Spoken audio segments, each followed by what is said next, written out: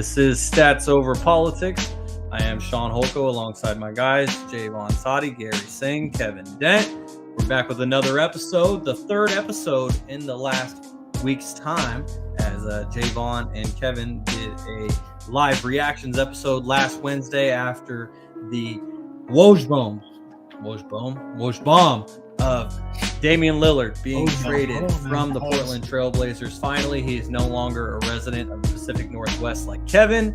He is now in Milwaukee, Wisconsin with Giannis Antetokounmpo.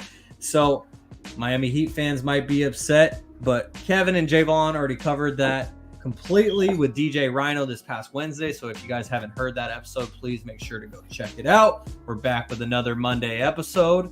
Garry, how are you doing this week? Chilling. I wish I made it last week, guys. I was really pumped up after my win last week. Now it's not looking good. But you know what? Appreciate y'all holding it down while I was gone in Vegas. I heard I was in the air. I was in the air, coming down from the air, Shaun, when you say Garry might be in the air somewhere. It's coming down from the air, but I'm glad you held it down. I can't really talk my shit this week. It's kind of bad timing, but it's all good.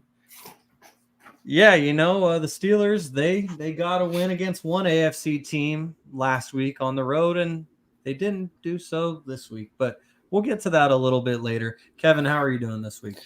I'm doing well, man. For all the Commander fans, here you go, man. Grab your tissue. Go ahead. Toddy, grab one. Shaun, the SOP group chat that is now full of Commander fans. Go ahead and grab you a tissue. I'm sorry that it had to be you guys. I know you guys are all new Magic Johnson fan supporters, so that's why you guys are Commander fans, right? So it's nice to see, everyone's back on our backs. We got a huge target on our backs, and, everyone's watching our game. So I can't complain, man. I'm doing great. It was a good game. I didn't watch a second of that game. I actually was just being updated throughout the group chat. I cancel the ticket. We got Toddy. Hey, I know, right? And for our audio-only listeners, Kevin just showed us probably the most overused meme that I've seen in a long time, just because, we see it every week, but if Philly keeps winning, then I guess we're going to keep seeing it every week. Toddy, fellow Commanders fan, how are we doing?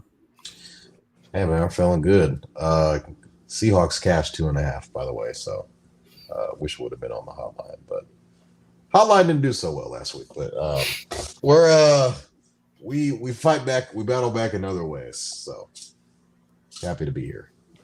Most definitely, and I'm happy to be here as well. As we got a jam-packed episode of a lot of NFL content for you guys. We're going to sprinkle in a little bit of NBA before we get to our two recurring segments at the end of the show, because Jrue Holiday, Jaevon and Kevin, they talked about it extensively on Wednesday about how Jrue Holiday was a part of the three-team deal that ultimately led to Damian Lillard taking his starting point guard spot in Milwaukee. Jrue Holiday was shipped off to Portland, but Portland already has a litany of young guards, as Jaevon has told us. And so Jrue Holiday, there wasn't a spot for him there in Portland. And Portland, they did everything that they possibly could to not trade anyone good to Miami, and they accomplished that.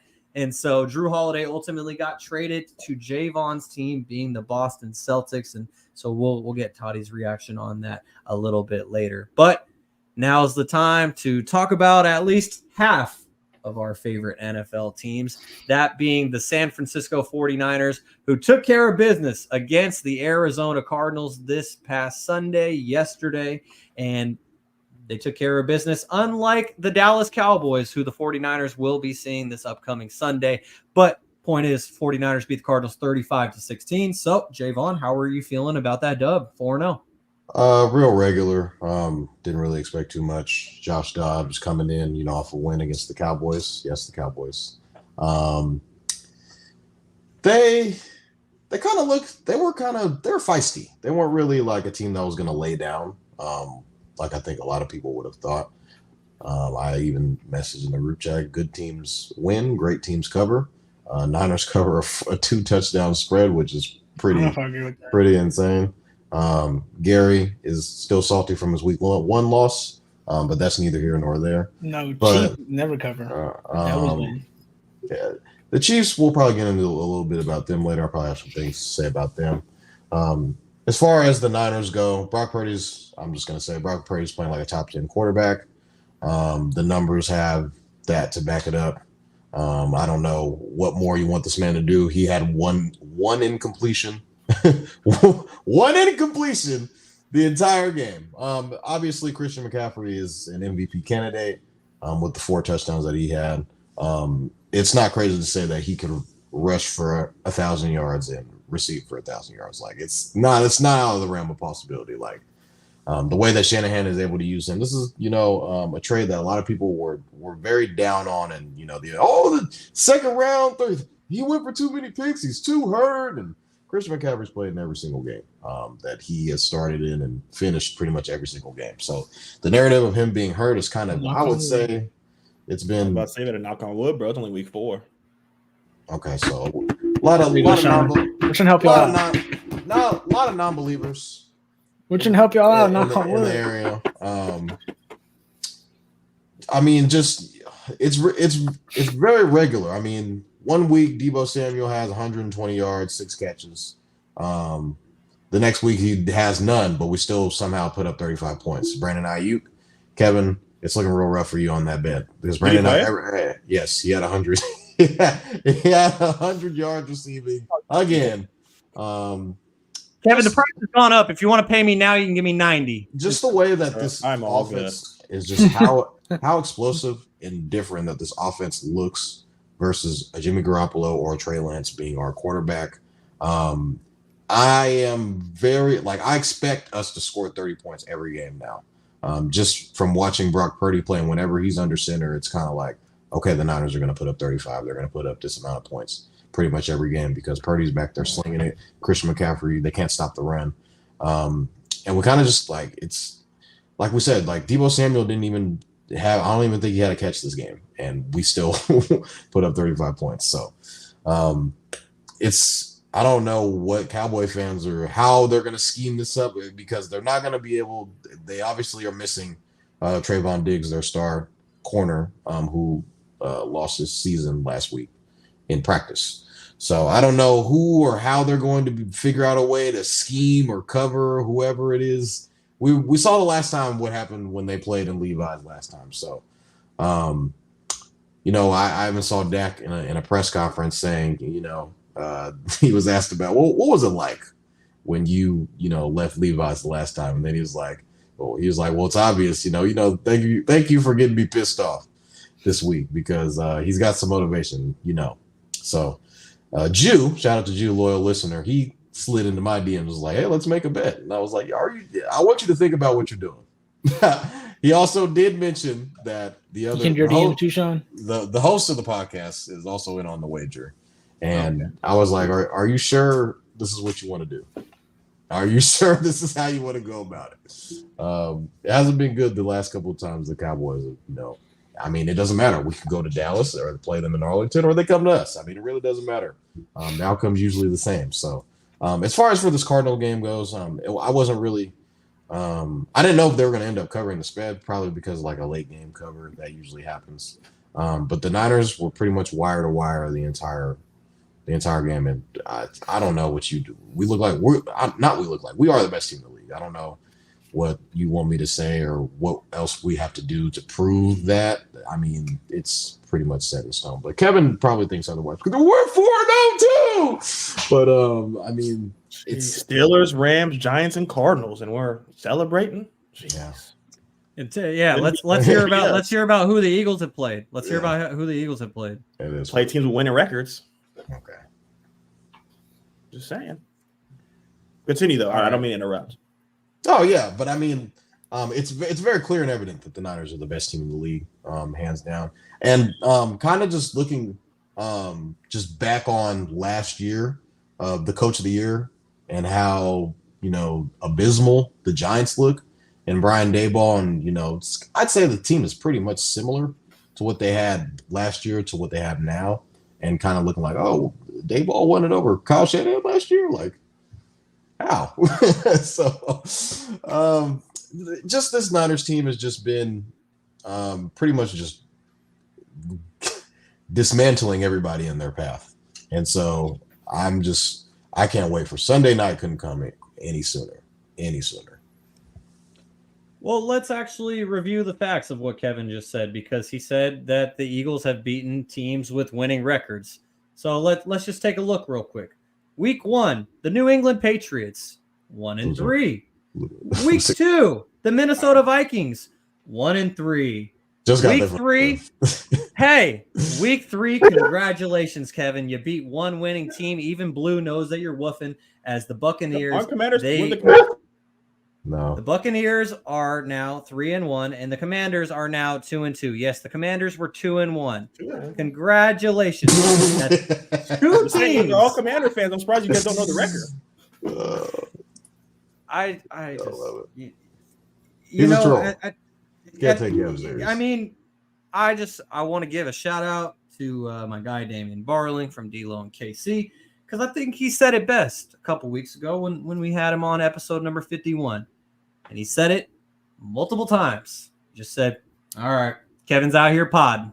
And he's out here podding. What D-Lo means when he said when him or Kenny say that someone is podding, that's basically their nice way of saying that, all right, this guy is making an irrational argument, but they feel strongly about it, so let's just let him take it away. And so Kevin's podding. Shout out to And I've even came on this podcast. I don't know if it's irrational or it's right.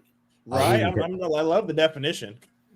I've even came on this podcast and said, like, you know, like the Eagles are, you know, one of the best teams in the league. And I've even said that, you know, like the Cowboys I think were the best defense in the league at one point in time. And just here, or this, that, and the third. But I mean, if any person, you could bring an alien from whatever planet that's out there in the Andromeda Galaxy and put them in front of a TV and watch all the NFL teams play.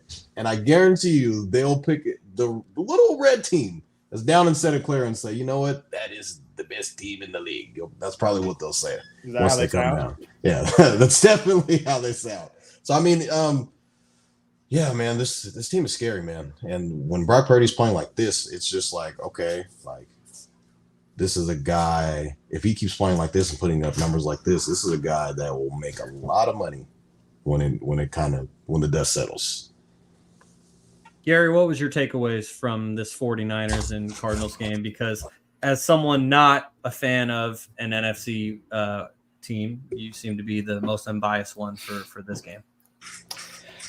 To be honest with you, no lies were told really so far. I agree with Vaughn so far really said. I mean, to be honest, and what Kev said, I don't really see there haven't been too much of a competition here where you guys, you know, should be applauding yourselves. But like you started off, Vaughn, like you guys did what you guys are supposed to do. Your guys' team is not like a Cowboy type team where you guys fall asleep and at the wheel versus the Cardinals. You guys been knocking out the door for a Super Bowl. So we're not going to really judge you like I've been saying, to be honest with you, last few days. I feel like I'm on repeat. We're not going to judge you until really it's playoff time. But I'll give you guys credit where credit's due. You're doing what winning teams are supposed to do. You're supposed to beat the teams you're supposed to beat. I guess it's props to you for beating them by 15 or beating by 6 or 3, because I know Vaughn said winning teams cover the spread, which I don't agree with because I know Casey never covers the spread, but they always be winning. But here's another here or there. I just feel like I got it written right here. I ain't gonna lie, Vaughn took something I was gonna say. I do feel like CMC should be in the MVP conversation due to the fact that literally he's been an explosion of offense. Where Purdy, you can argue who's top 10. He's obviously playing like he's top 10 right now, but he can really like Vaughn said, he only missed one throw yesterday, one attempt, and literally he doesn't really have to do anything. It's not almost like it reminds you of Garoppolo a little bit, but obviously he's doing a little better than Garoppolo, a little bigger, better plays. But you just can't stop the CMC talent of what he's doing right now. He's making little everyone look like little boys when he's running. Literally every play is like a 10-plus yard gain. Just big explosion plays. You're feeling him impact. It kind of reminds me a little bit. Obviously, the running style is a little bit different, but Derrick Henry in a way where you just feel like you're getting punished when you're playing versus CMC lately, and it's making you feel also at the same time make you feel stupid while the little nifty moves he got in his bag. So you got to give credit where credit is due right now. Again, I wrote down my notes right here. All I'm waiting is a little adversity to hit versus Niners, and I know Vaughn said he's waiting for Sunday. But I don't think Sunday is going to be a real test, guys. I think you guys are going to win that. You just went through the whole thing of how you guys been dominating the Niners. The real test, I keep forgetting, but the real test is when you guys play this man's team. This man's team right here. You made the point Eagles. at somebody else. So when you guys play the Eagles and you guys play a team, I don't know if you guys play KC this year. I don't know. I haven't looked at you guys' schedule, but when we get to that, we actually should look at your schedule. So I'm wondering who's going to be undefeated longer, the Eagles or the the 49ers. But I'm just waiting for more adversity. You guys, I don't know if you guys count that Rams game as adversity. I kind of feel like you guys kept that in the bag the whole time. You know what I'm saying? I just want to see a 2-minute drill by Brock Purdy when it's versus a great defense, and that's when I think I'll be convinced that you guys are going to be going and winning the Super Bowl. Right now, we all know that you guys are a great team. You guys are knocking on the door as one of the best teams in the NFL right now. But until I see that from Brock Purdy, I don't think that'll be a little bit. I think you guys should be questioning that too as fans. Like, have we seen Brock Purdy in 2-minute drill go be clutch like we've seen you're going to need at some point to win a Super Bowl, especially with how tough this league is right now? So that's the only question I got with the 49ers at the moment, but give props to do. Can't shit on them just yet. Well, just follow up on your point about Brock Purdy. It's a very small sample size, only 4 games into this season, but he's currently 3rd in the league in completion percentage among quarterbacks, and he's 2nd in the league in yards per completion among NFL quarterbacks. And so 2 pretty good stats here on Stats Over Politics. Kevin, what do you think about the 49ers 35-16 win against the Cardinals? Like Toddy said, man, you guys came in, you guys handled business. We all were not expecting you guys to fall like the Cowgirls. Like Garry said, you guys are one of the teams that will come through and finish. So you guys definitely go out there and look like the 2nd best team in the NFL. But I think you guys are going to have to expand your offense. I know it's blowout games right now, so it doesn't really matter. But like Toddy said, I think in the long run, if you guys end a game with Debo having 0 catches, it'll be problems. So moving forward, I think you guys have some things to work on still, but like you guys have said, you guys have been moving like a well-oiled machine, and you guys are looking like Garry mentioned, like we're really waiting to see you guys play against a level of competition that equals you guys, where you say, you know what, we hit that adversity A, B, and C. But as of right now, you guys are 4-0. There's only 2 teams left to say that. So congratulations to you guys. Since Toddy thinks I'm just this big Niner hater, I am waiting to be honest with you. Taylor too. Have it stopped? Has anyone stopped CMC? Like, well, let's just say one. They come to a defensive front in Philly. They stop him. Then the pressure's back on that guy, and no one's falling for all the stuff that he's getting pretty easy right now. You guys got to admit, it's really fun to watch you guys. You got to give credit to your guys' coach. He's coaching them some real good stuff. That's wide open stuff, just left and right. That's obviously them being great players, also doing them scheming up great things. But I'm just waiting for something they had to go to that 2nd or 3rd, 4th gear. I'm just waiting for that. Like, all right, y'all just been cruising the first year, relaxing so far. So, enjoy it while it lasts, I guess. Great question, Garry. And that provides me with the perfect segue to engage with our audience and check in with what's going on in the YouTube chat. As loyal listener Uncle Manny says, have a great show, guys. Let's go Cowboys. And best of luck to you, Uncle Manny, on that one. And then he also says the whole crew is back. Yes, we are. We sure are. And Amber, she's tapping in, not just for the Travis Kelce conversation, but she said, go Niners. We appreciate the comment, Amber. But what segued me to the YouTube chat is Gary's question was, has anyone stopped CMC? Will anyone stop CMC? Well, Brother Jesse says CMC will be stopped next week, and his emojis are referring to the Dallas Cowboys. Well, he scored a touchdown, and he set the all-time Niner record for most touchdowns scored consecutively in the game. So you're saying he won't score a touchdown next week? Okay. And yeah, just to follow up on that, those 4 touchdowns from Christian McCaffrey, he became the first 49er all time to score the 49ers' first 4 touchdowns in a game. We have seen it before from a guy like Raheem Mostert, others out there, but Christian was the first to score the 49ers' first 4 touchdowns in a game. And as Jaevon said, he has now surpassed Jerry Rice for the most consecutive touchdowns in a game. And as now he is at 13 straight games. And I saw a great graphic on from the NFL's page of Jerry basically handing the baton to Christian, which I thought was cool. And speaking about Brandon Ayuk, he has only missed 1 game so far this season, so he's only played in 3. Brandon Ayuk so far, this is just for Kevin, 20 targets, 17 catches, 0 drops, 2 touchdowns, but most importantly, 320 yards over 3 games. And we'll give it up for the Cardinals and the Steelers, JV defense. Hey, our defense is good as our JV offense. I've been wanting to say that, kid. Bro, you the reason this whole hype train has started. We had people in our comments saying last week you're the one who bet, Kev. Don't get mad at me because you're bets now. Don't get mad at me because you're bets. I thought Mike Tomlin was going to come in and play defense. I knew the Cardinals weren't going to do shit, but I need you guys to set the tone for the bet. I need you to come out here and do nothing. But Kevin should be rooting for us on Sunday. Hey. This is the division Hey, man. battle for them. Whatever week, the first week of December, he might that might already be in the bag. First week of December. 12-3. That's a stretch So, there. But I mean, we'll see. Since Kevin loves to reference the Steelers and the Cardinals only, collectively, the 49ers have now scored 30-plus points in each of their first 4 games, which is actually the first time that's happened in franchise history. They scored 30 points, 3-0, in each of the first 3 games. They scored the 35 yesterday, and the 49ers become the first NFL team since the 2021 Cardinals to score at least 30 points in each of their first 4 games. Go ahead, Gary.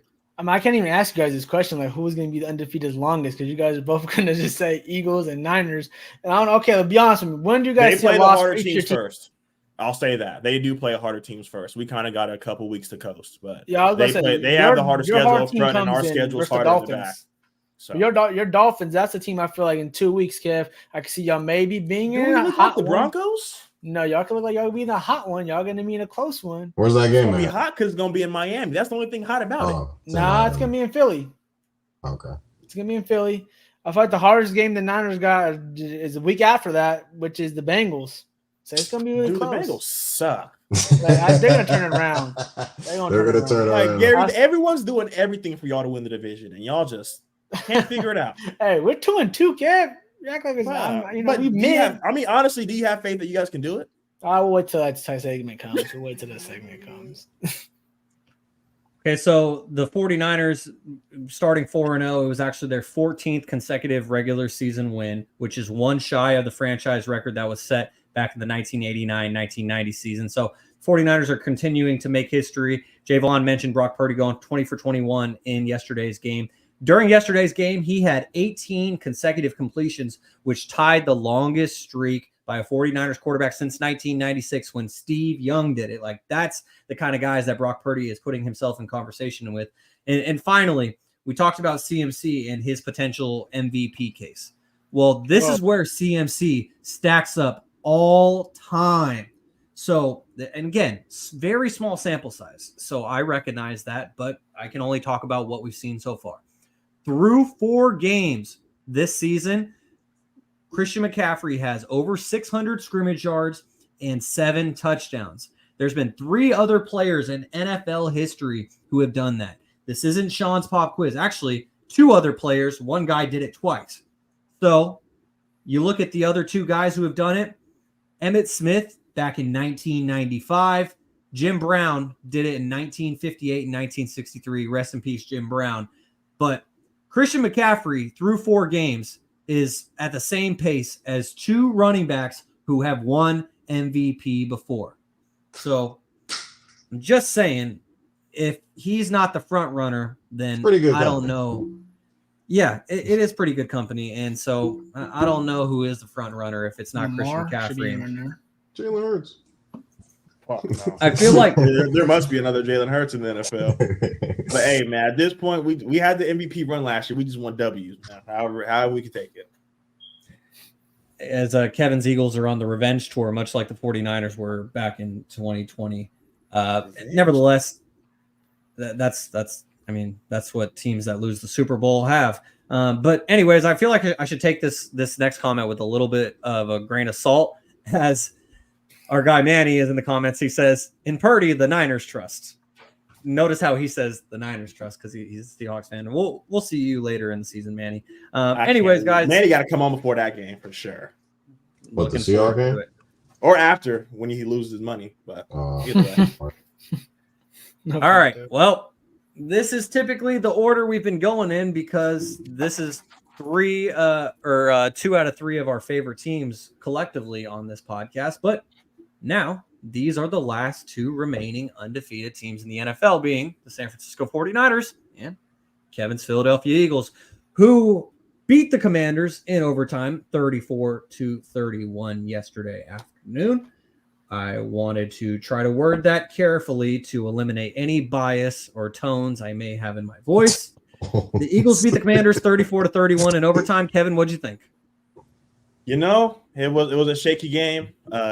like I mentioned to you guys, we got down 10 points, and the group chat was going bonkers. Like, Commanders this. I specifically remember Toddy saying, Kevin, you better not show up if you guys lose on Monday.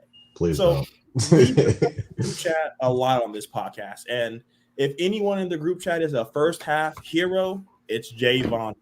First half of the USC game, he's like, what did Oregon put up? What did this happen? What did this? First half of the Commanders game, go Commanders, touchdown, and then it's second half, crickets. There's a hope, and then there's just crickets, and now we're here. So let's talk about the game. Toddy said he wanted to see the Eagles of last year. He wanted us to come out here and sling that ball. And that's what we did. Jalen Hurts going for 352 total yards, 2 touchdowns, and he is now 21-1 in his last 22 regular season starts. So this offense is rolling just when we need him to. A.J. Brown, everyone talked about he's a diva this, he's a diva that. He wasn't able to figure it out 2 games ago. Past 2 games, 18 catches, 307 yards, and 2 touchdowns. Sunday. So I have a chat to read to you guys. So this is from my little cousin Tyson. He told me Emmanuel Forbes was the best corner in this draft. And I said, that's a stretch. Gonzalez is pretty good. We saw Witherspoon tonight. He was pretty well, but definitely Witherspoon. Emmanuel Forbes, huh? So he woke up Sunday saying, I'm with all the smoke. He did an interview last week. He was an Ole Miss guy. So and he went against Smitty, and Smitty lit him up. So he said he wanted his get back. But you know what? He didn't go after skinny Batman. He went after Batman.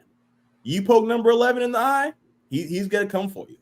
So for us to be down and for Brian Johnson to come out here and have a abysmal first half calling the plays, for him to come out, make the adjustment, showed us a lot. Showed us that last drive of the second half really was going to set the tone throughout the game.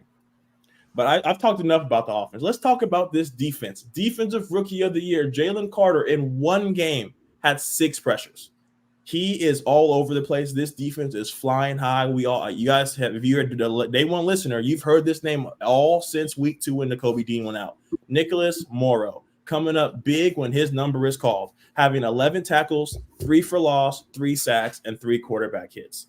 This defense is playing the way we need them to right now. Quarterbacks are known or are coming into playing the Eagles saying, we have to get this ball out quick or we're going to be on the ground. So Hassan Reddick has played. Oh, shit, Blue.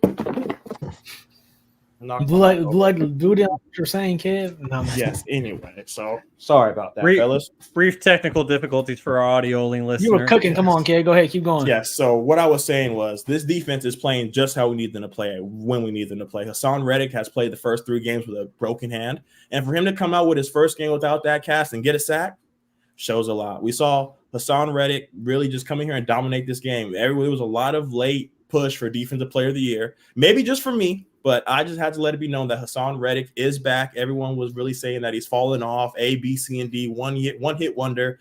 Hassan Reddick is back. This defense is playing the way we need them to. For us to give up 290 yards to Sam Howell, the stats look a lot worse than what they are. He threw 1 touchdown, and it came with zeros on the clock. So, but I think the biggest play of the game to me was when Brian Robinson fumbled and Terry McLaurin landed on the ball. I think from that point on, the Commanders knew that if they have one mistake, the game could turn just like that. And that's what happened in the second half. Sam Howell couldn't convert the passes or convert the 3rd and longs like he wanted to in the first half. We had 2 horrible holding calls on the DBs that ended up in touchdowns. So if you take those 14 points away from the first half, we're looking at a whole different game. But I did want to make sure that I gave some love to my man. Fucking Darius Slay. He went down and they did the mic'd up thing. I don't know if you guys heard the mic'd up yet. And he said, I'm going back in. There's no way I'm going out. We're dropping like flies. And to see your leader go over there and tell the red hat, like, I'm not going in. Like, there's no way you're taking me out of this game. We're already thin as hell back there. We can't afford to lose our all-pro safety. So the Eagles are flying high right now. And I'm really happy to see DeAndre Swift. Me and Toddy talked about it all the time. The Eagles aren't really known for having bell cow backs. We're probably one of the first teams that really committed to running by committee. And now all we see is Swift. You know, Gainwell has an appearance every now and then, but DeAndre Swift, if he would have played that first week, would have been leading the NFL in rushing. So the Eagles have doing a lot of things right. And I'm excited to see what we continue to do. We got the Rams coming next week. I don't know if Matthew Stafford's playing, so that could be a huge factor into the game. But I'm looking forward to seeing what we can do next. This isn't a hypothetical question, but what happened to Matthew Stafford, Kevin? Because the last I saw of him was leading that game-winning drive in overtime against the Colts. So I think he hurt his ankle or knee or something because he got sacked and then he got up and he was like, "Nah, fuck it, I'm playing." It was literally like the Detroit Lions clip where he just got up and said, "Nah, I'm playing," like whatever. So he just went up and led the game-winning drive, and Puka Nacua, my best fantasy pickup of the year, came in and did his thing. So hopefully we can stop this hot red Rams team. All right, Gary, what do you think Hip about contusion. the Eagles? Matthew Hip Stafford. contusion. Gotcha. According to Thank you, Adams, Toddy. Gary, what did you think about this Eagles win in overtime to stay undefeated? Like I said in the group chat, I said it was a good game. I turned it on. And I was watching bits and pieces. I really started watching the game when the fourth quarter hit, and I just knew they were on the comeback trail. Because I seen the Eagles were down early. And to be honest with you, exactly what I asked for, Kevin. That's exactly what I wanted to see right here. This team right here, it went through some adversity versus a good team and an in-division team. They went down, and a lot of teams been beating up on the Eagles, saying, they're not be able, once they're down, like, what are they going to do? Are they going to be able to come back? Are they can run the ball to come back? Like Kev just said, Jalen Hurts, hasn't had the best of seasons after coming off a great Super Bowl performance, even though it was a loss, a great Super Bowl performance, and really showed out in terms of having 319 yards and 2 TDs and really made a difference. I just love seeing the clutch drive going towards the end, even though Commanders probably could have, would have done a couple things different to maybe pull that W out. But hey, that's what we separate good teams from great teams, is that 2-minute drive and prime time, clutch time. And you've seen them go down the field in overtime and score and give it to the big man, Batman himself, to put the finishing touches on this, and they called it a day. So I liked how the Eagles went through some adversity and they stick through it and they won this game. I feel like this is a good win for them. Obviously, it's going to put them in the driver's seat. Obviously, they're already in the driver's seat in terms of their division, but they're going to be more in the driver's seat now with an in-division win right here. The Commanders are just, again, a fighting team that, I do got to give Eric Bieniemy. So I think I said his name wrong. No, it says Bieniemy. Bieniemy. But anyways, that he did really great. He's been really keeping this offensive. He's been really doing good with this offense, man. They've been scoring a lot of points too. So I was glad to see him getting some recognition and keeping up with the Eagles type team that's been explosive as well. So I just feel like it was a good win for the Eagles and a win that was much needed. When you guys been winning these close games, but hey, you're winning. That's all that matters. So these games actually kind of build you more in terms of when towards the end of the season when you actually need to do something great. So because these are predicaments you're going to be at the end of the year. So that's why I've been trying to say the Niners. It's good to know that's been easy wins, but at the same time, you still need to sprinkle some of these little hard fought wins towards the end when you're battling adversity to know that you're battle tested, because you don't want the battle test to come at the very end. All right, Toddy, what did you think? Are you a believer in these 4-0 Eagles? Yeah, I still think they're definitely one of the best teams in the league.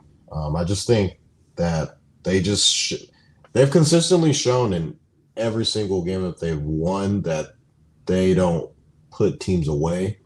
They kind of let teams hang around. That's going back to the Patriots game, the Thursday night game against the Vikings, and obviously this Commanders game, which shouldn't even have went into overtime because I feel like the Commanders had a chance to put the game away in regulation, but Ron ends up kicking the extra point and the game ends up going to overtime. And I'm like, you can't go into overtime with this Eagles team.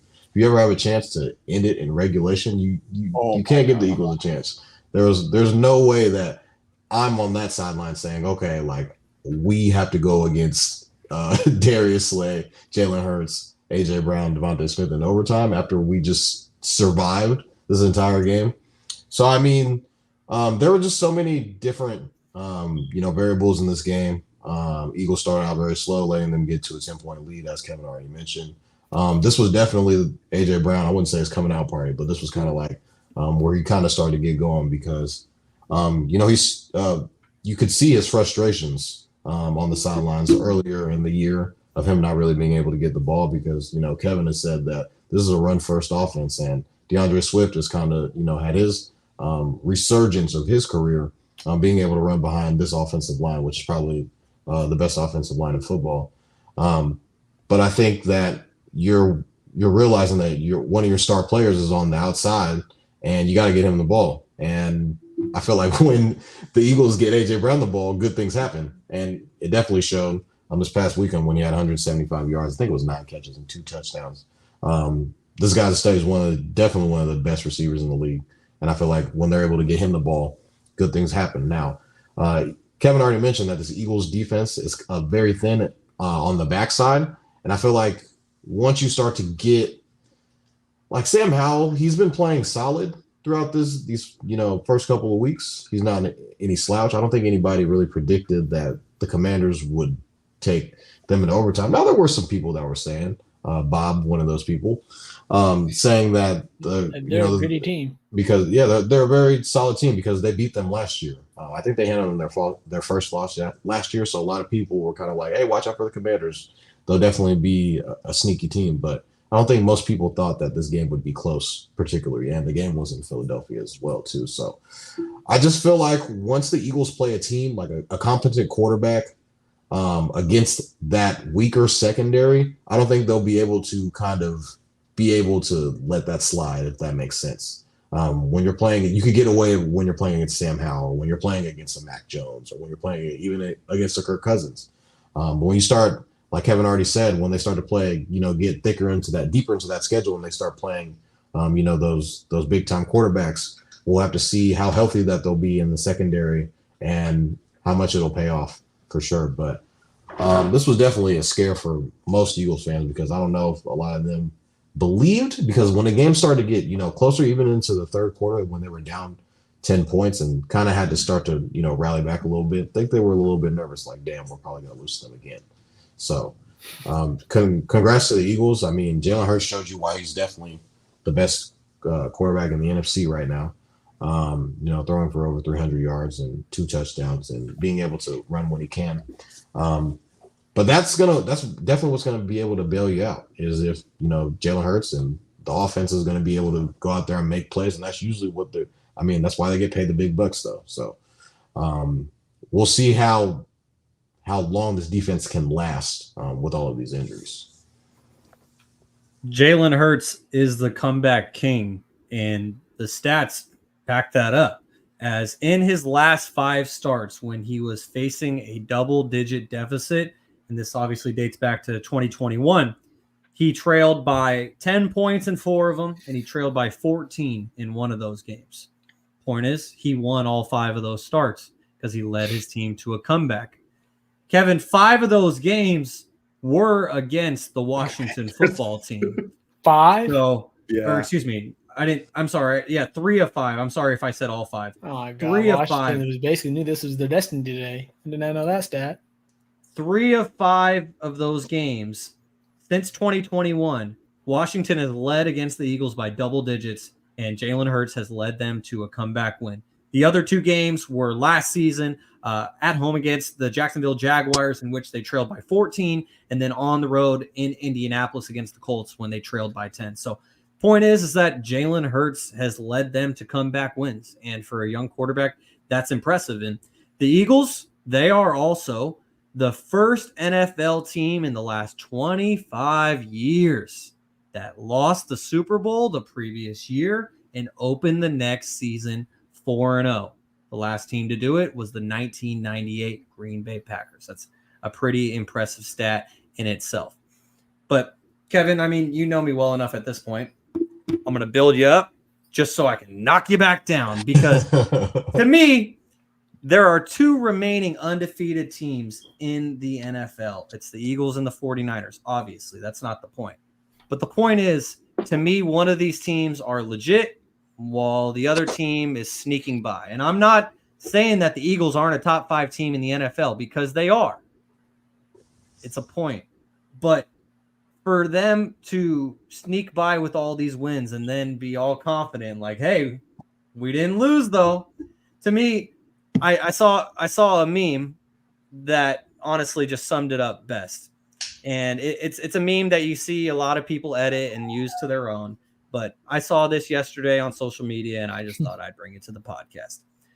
For our YouTube, Twitch, and X audience, Wow. this meme of two dragons, one looks very scary, and the other one, it doesn't look scary. So this That, dragon to is me, scary because you guys played the Steelers, Rams, Giants, and Cardinals. Man, that's one The scary right one fucking looks like he's dragon. kind of slow. I'm not gonna lie. That is one scary dragon, man. I don't know if we ever seen something like that. What's that thing I said one time? Gritty or something? I messed up. Anyways, going gritty team. Kevin, thank you so much for saying that, because we could compare the teams that we played, but let's just look at the real stat being point differential, because the 49ers, they have scored. Actually, no, let me give you the Eagles first. Actually, the Eagles have scored 118 points and given up 90, so they have a plus 28 point differential. So in those 4 wins, they average winning by about 7 points per game. Well, that's not too bad. Congratulations, Gary. This is your fault for this stat as well. They did have a little bit of something that inflated the stat that went in Tampa Bay, but nevertheless, Eagles 4-0 plus 28 point differential. San Francisco 49ers have scored 125 points through 4 games and given up 58. So Again, they've scored 7 more, and they've. And what are the 4 teams that you played, Kevin? Commanders can make the playoffs. You don't have hope in hell for any of these 4 teams making the playoffs. Right or wrong? Or you play it. Right or wrong? No hope in right, hell. hold on. Right or wrong? Do you think the Steelers, Rams, Giants, or Cardinals are going to make playoffs? Right or wrong? You had my team in your playoff bracket. That was my mistake. That was my mistake. 2 of y'all did. I drank the Kool-Aid. I did my later in the show, but I drank the Kool-Aid, man, and I regret it. So Kevin, your argument collapses on itself when you said that you picked the Steelers to make the playoffs. And that was not they're making the playoffs, but it doesn't matter. I mean, do you guys think I'm wrong? No one said yes, Kevin. They can make the playoffs. You said yes, though. You did. And now it's a month later, and he's walking it back because he saw them play a real team week 1. Real team. I saw them lose to the Texans. Are we really going to sit here and say the Texans are good? good? And meanwhile, later in the show, you're gonna tell me how great CJ Stroud is and how glad I know he is. I'm waiting for that this past Sunday. I mean, Kevin, you make one argument and then you make another that totally contradicts yourself. And so, come on, man. TikTok's gonna come for you, Kev. Watch. So let's these clips aren't gonna be posted on TikTok. Kevin ain't clipping this. Oh, now Kevin has bias towards the TikTok that you post. Here we go. Here we go. Now Kevin, you guys just my voodoo dolls. Oh, that's hilarious. I'm just saying the Bucs can win their division and the Commanders can make the playoffs. So out of the 4 teams we play, 2 can make the playoffs. He doesn't believe that. We have a chance to make 2-2. Gary, give it up. All right, come on, go ahead. Choose the next topic. The jig is up. Hey, you ready? But Gary, and there's no more. But Gary, what? Gary, if the Steelers played the Eagles, then the Steelers would definitely be headed into the playoffs. That's for sure. That's for sure. But since it was the 49ers, it's cool. It's cool, man. Anyways, stats over politics. The 49ers are 4-0. They've outscored those 4 teams by 67 Every time points. you say a stat, it's so funny. He always says stat that's favored him. It was just Shaun trademark the podcast. Come on, man. No, it's so funny. He always says like a Niner stat when he says stats over politics right there. Niner stat. Or the bad take for one of our when teams. he's fleecing then it's me a stat in, for politics. or when he's fleecing me in a fantasy trade. And y'all say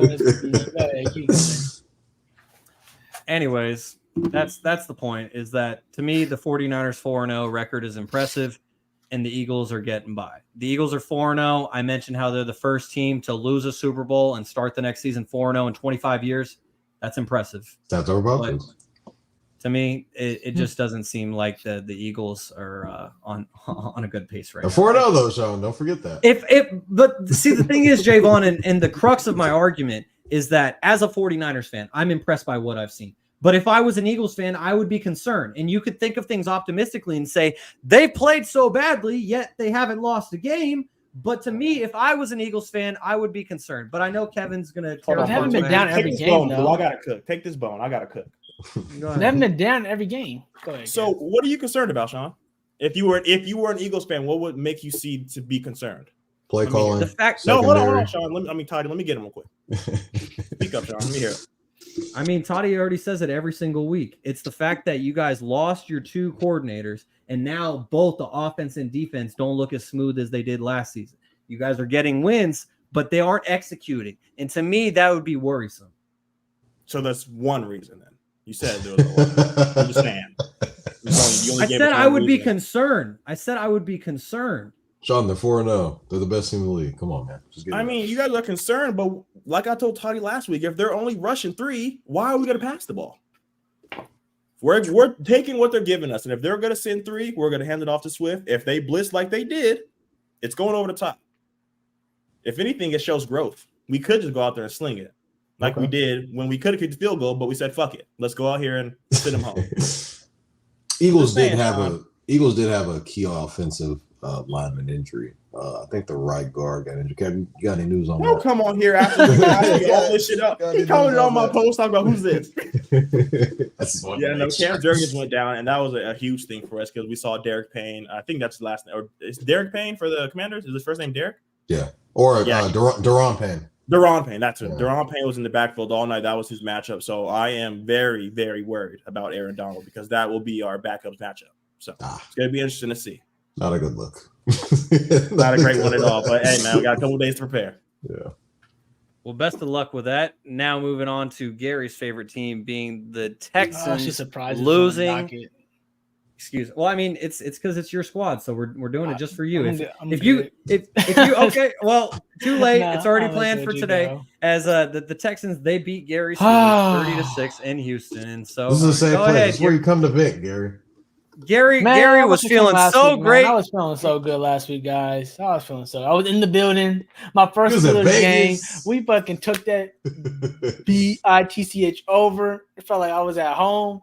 We was having Steeler chants all day in the building. Why not just say it if you're gonna spell it? Why not? Terrible towels. Why not just say it? All in Vegas. Kids. You know what? But they took that bitch over. Go ahead, Gary. But it's okay. The Raiders, and they actually usually have our number. But with Jimmy B, Jimmy G, you guys know how that be. But I wrote right here. At the end of the day, we're just mid. We're mediocre. We got a great defense when not have to be there every literally we have the most 3-and-outs. So literally they're on the field all the time. So we have great defensive guys as you guys. We have TJ Watt, we got Highsmith, we got Minka in the back. We got some good pieces, even though Kev wants to call it JV defense, I wanted to say it's JV offense, Kev. It's our JV offense that makes our defense have so much pressure on it. It's like I don't blame my defense me being like, bro, how many stops do you want us to get now? Like at some point, y'all got to score. You know what I'm saying? Keep going 3-and-out. It's going to be really frustrating. And our offense, I can come up in here, and all the Steeler fans already know all the weapons that we have and everything. We've all been preaching the same thing. When I was at the game too, literally fire Matt Cannon, our offensive coordinator. But to be honest with you guys, I've been a Steelers fan obviously my whole life, and one thing that you love about our team is that we're consistent and we stick with our guns, and that we don't fold under pressure. It's also right now is what's really kicking our ass right now. Like our coach Mike T, I love him, but it's like, bruh, something got to change. And I know he said something's going to change, but usually for Mike T, that usually means we're going to change some players around. We're going to change those type of things. But realistically, I know it's only been 4 weeks, but it's time to get I don't know what firing an offensive coordinator is pretty big midseason. I don't know how that would work out. Like, are we going to bring a whole new offense in or what? Like, it's the same. It's at the end of the day, one factor is offensive coordinator because we just don't look like a real NFL team. I mean, how many player options how many guys we have? We should literally be having some great play designs and things like that, which we don't have. I watched obviously you guys Niners or watch the Dolphins or teams that actually have weapons and actually create great plays. We don't have that. We do simple things. Really, that's what I'm saying. It looks like JV out there literally. So at the end of the day, how to fix this? I don't know. It's really going to have to be changed to OC. And I'm not going to lie to you, we haven't been able to fix one thing, and that's been the offensive line the past few years. Kenny hasn't. I know Shaun hates Kenny, and I'm not giving up on Kenny yet, guys. I know it looks like I should give up on him already, and everyone's probably giving up on him. And obviously, I texted in the chat today, obviously, when I seen Colin Cowherd throw a scenario of us trading up to get Caleb Williams, Von's guy in the draft, which – shit, I would love, but I don't see, again, go back to my team doesn't do drastic things like that. We don't trade away things. TJ Watt, George Pickens, Najee Harris. Shit, I'll be fine with it. I'll be good with it. I'm not gonna lie. We draft good receivers. We'll find new one of those. We draft good defensive guys, So I would be fine with it as a fan, but we stick to our guns. We don't do big swings like that. We grow within, and so we're gonna have to keep trying to build this thing through the draft and try to get a better line because Kane only got no time to throw. So it's like I want to wait till Thanksgiving to give him a real opportunity, but at the same time, I feel like he's behind the 8 ball in this situation because I do feel like he has talent. Obviously, I don't know if he's gonna be the overwhelming talent that, top 5 quarterback. I do feel like he could be top 10 if we can give him some help in terms of giving some better plays and also helping him, give him a little more time to throw realistically. So those two things on offense is really just trickling down to everything else. Really, like this league is built on offense. And yeah, defense, you can do a lot of things to help. Like, when your defense scores touchdowns for you, like our defense has done for us, your guys' defense is due for you guys, it's just a cherry on top. But if that's the only offense you're getting, which basically my team is getting, is our defense scoring touchdowns for us to keep us in games, that is not a recipe for success. That's where we're going to be mid because, like Vaughn said earlier, our coach, Mike T, he's allergic to tanking. We're allergic to getting bottom top 5 picks. So we're kind of in like the worst scenario, actually, if you think about it, no man's land in the middle, being mid, which is really bad. So I'm stuck because I'm frustrated as a Steelers fan, but at the same time, I still believe in Mike T, and I believe in, to be honest with you, I believe in a dog. We still have a lot of great players and future Hall of Famers in our locker room. So I would still believe in that we're going to be able to turn it around, and hopefully we can get some guidance. I don't know. I seen something crazy today. Big Ben as an offensive coordinator. I don't know. Exactly, Manny. Everything is so predictable, bro. I'm not gonna lie. Everything's so predictable. But that's the thing, though. It's like everyone sees the potential. Everyone sees the potential in our offense and the weapons we have, and everyone knows that defense, when they don't have all the pressure on them, they got a chance. So that's a Pittsburgh style of it, guys. I'm in mid. We're gonna go 8-8, whatever. No, you can't go 8-8 now. You're gonna go 9-8. Maybe we'll go 8-1. Exactly. That's what we'll probably do. We'll be mid this year. And we'll probably have a chance because we're going to play our division hard. So we'll probably have a chance still to win, especially because the Bengals is the shit in the bed. So they're giving us a little upper hand. And we already beat the Browns. So we still got upper hand, Kev. So it ain't lost too much yet. It's a bad week. But week 5, hey, if we win, back on the trade. And shout out to my cousin. He's been hating on me every time I post my picks. Like, bro, we ain't going to stop picking the Steelers. Never, all 18 weeks. Hey, so far it's been good wins. Except maybe the first week was just my heart talking versus these fuckers. But versus these fuckers. I don't know. Yeah. Anyways, y'all can talk about the great Texans. CJ Stroud did great. Give him some credit, man. He's looking real ballerish, especially this first month. Wanted to add to that a little bit. So, first of all, don't put more salt on my wound. The potential that he keeps saying that this offense, there is no potential with Kenny Pickett. I just want the record to be known. I know that Kevin. You gave me some money last week. On really? Now you're going to turn this? You're going to turn your back on him. After you got some money last week. I was getting Pickett memes in the chat. Now we're not getting that. For Matt, hold on, real quick before you go, but 1 second, Shaun, don't be talking. You was picked Daniel Jones. He scored the amount same points we did today, I think. So yeah, Shaun. I mean, I think we both just said. I think we all should say neither. His take was Daniel Jones over Kenny, and it ain't looking that great either. So continue, Vaughn. To go back to what Garry was saying about last week, you don't want to be somebody. I was saying Matt Canada looked like Matt Canada looked like Andy Reid against Josh McDaniels on last Sunday night. And that's going to be everybody that plays the Raiders. If you need to get off of the schneid, just play the Raiders. You will look like the best team in the league. Now, as far as Kenny Pickett goes, I know that me, Kevin, and Garry obviously have been kind of like advocates. I put air quotes for our audio-only listeners. Hi, Alyssa. I put air quotes around advocate for Kenny Pickett, but because we're comparing him to Daniel Jones. Kenny Pickett and Daniel Jones are literally in the exact same bucket. It's literally comparing apples to oranges. One's just richer than the other. One is just slightly richer than the other. Kenny Pickett cannot read a defense. I know Garry is saying that, hey, he doesn't have time to throw. Daniel Jones doesn't have time to throw. He got sacked 11 times this last week. I feel like with the Steelers, they have way more talent than what the Giants have, and that's going back to just comparing it. Going to this game in general, it's just very frustrating. I can only imagine for Garry. It's just frustrating when you have, guys that can make plays for you, and Deontay Johnson, George Pickens, and Darnell Washington, guys like that, and Garry, Freiermuth, who's how they have so much talent on the offensive end, but nothing is clicking because it's either a mixture of the quarterback's not good or the OC is terrible and needs to be fired. I feel like it's a combination of both, but something has to change. And we saw that Mike Tomlin after the game said changes will need to be made. But, Garry being a Steelers fan, hearing that probably a million times, not probably meaning that Matt Canada is going to be fired. So I kind of want to go to, Kevin says it's a JV defense. I think TJ Watt has been playing like one of the best defensive players in the NFL.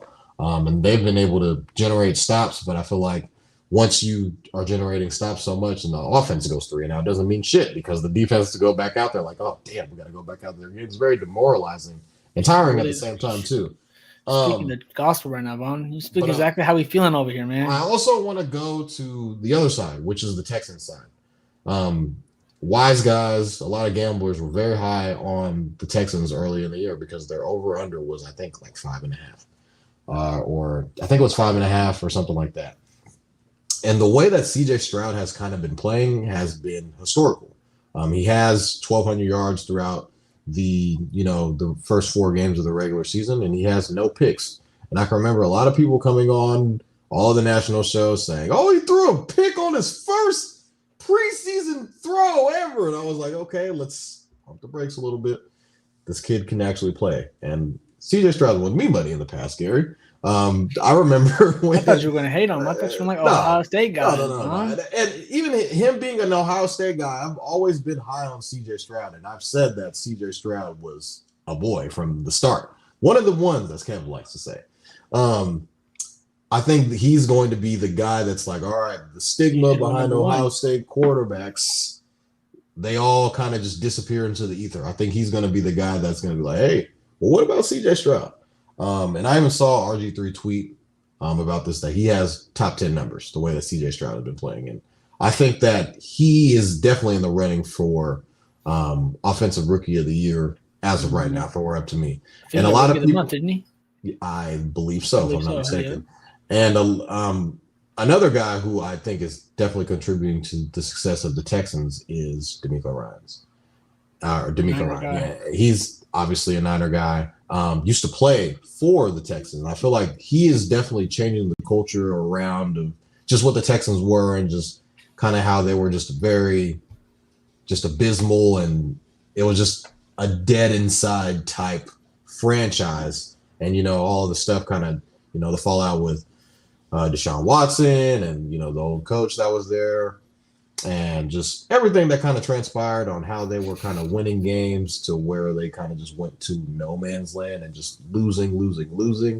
And, them getting DeMeco Ryans, changing the culture, and CJ Stroud playing exceptionally well.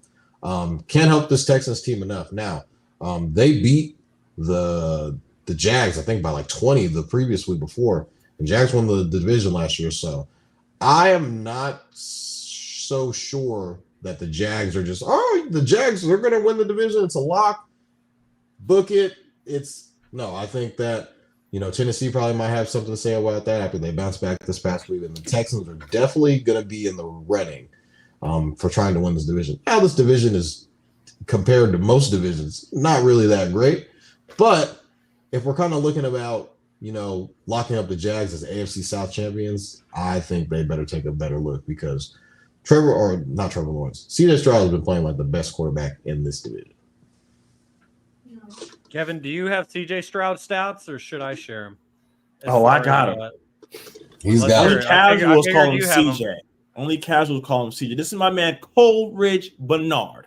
He is on a list with only 6 other quarterbacks to start off a season averaging 300 yards and, like Toddy mentioned, having 0 picks. Can anybody name those 5 quarterbacks?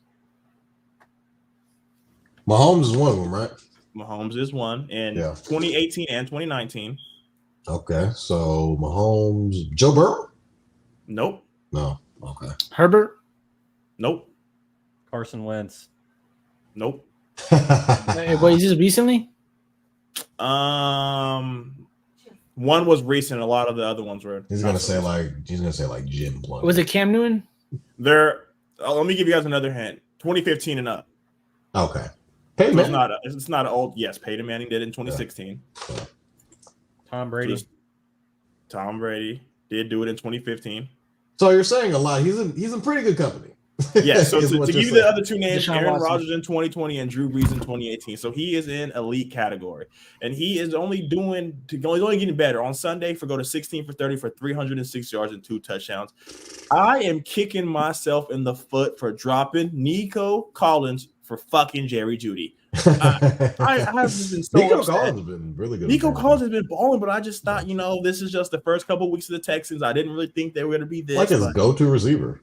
Yeah, man, they're doing it. They're doing a thing. My last note on this is let's give the Texans another season. And like Toddy said, I think the AFC South is going to be up because we also have the Colts that are doing really well. So they had a lot of up-and-coming teams in the AFC South. The Jags better figure it out, or Texans can win on this the outside division looking in. this year.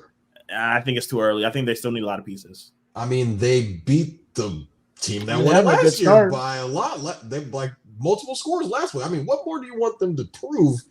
Like, this is something that I feel like, hey, I get it's the first month of the season, but it's like it's so in your face, like it's that obvious. Like, you can't do nothing but see. It's like, okay, what more do you want them to do? Now I get it; they're young, and CJ's a rookie, and D'Amico's his first year head coach. But I mean, they're checking a lot of boxes. So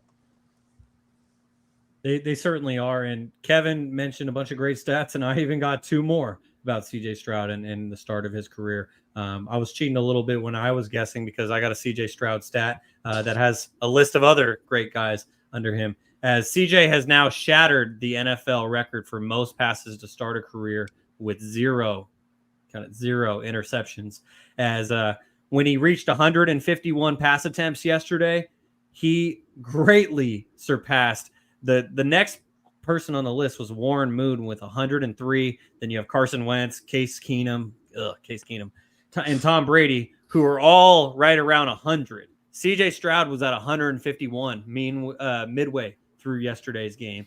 And then he's also the first rookie since 1970 with 250 passing yards, 2 passing touchdowns, and 0 interceptions in 3 straight games. I think Toddy might have mentioned that, or Kevin mentioned that. So forgive me for repeating that. But it's just emphasizing the start of the career that CJ Stroud is having. And last week when Kevin was dealing with technical difficulties from the rain, I did the Factor Cap segment, and one of the questions was about basically Bryce Young versus CJ Stroud. And I think one of us actually said that they would have gone with CJ Stroud, but I, for one, was just like, it's been 3 games. Yeah, Toddy. Okay, there you go. Toddy was the one. But the rest of us basically just went like, oh, no, we'll wait and see, because at least for me, as much as I love CJ Stroud from the Ohio State University, I thank you, Kevin. And I didn't want to overreact to 3 games, but what he's doing so far is special. And just like Toddy said, they took out the division champs on their home field by like 20 points. So they're pretty damn good. Another team that's pretty damn good is the Buffalo Bills, who absolutely handled business as they beat the Dolphins 48-20 in Buffalo this past weekend. And if you remember, last week the Dolphins gave up 20 points and they scored 70. Well, this week it was a role reversal for them, as the Dolphins have greatly struggled against the Bills since 2018. They are 1-10 against Buffalo, including the playoffs, since 2018, which is pretty crazy of a stat to think about. And the Bills, as you remember, they lost by 6 points in overtime to the Jets on Monday Night Football to begin the season. They are now the first team in NFL history with 3 straight 28-point wins after losing their season opener. So, Garry, I know that your Steelers are mid, but as someone in the AFC, are you worried about what you're seeing from the Bills so far this season, but really the last 3 weeks?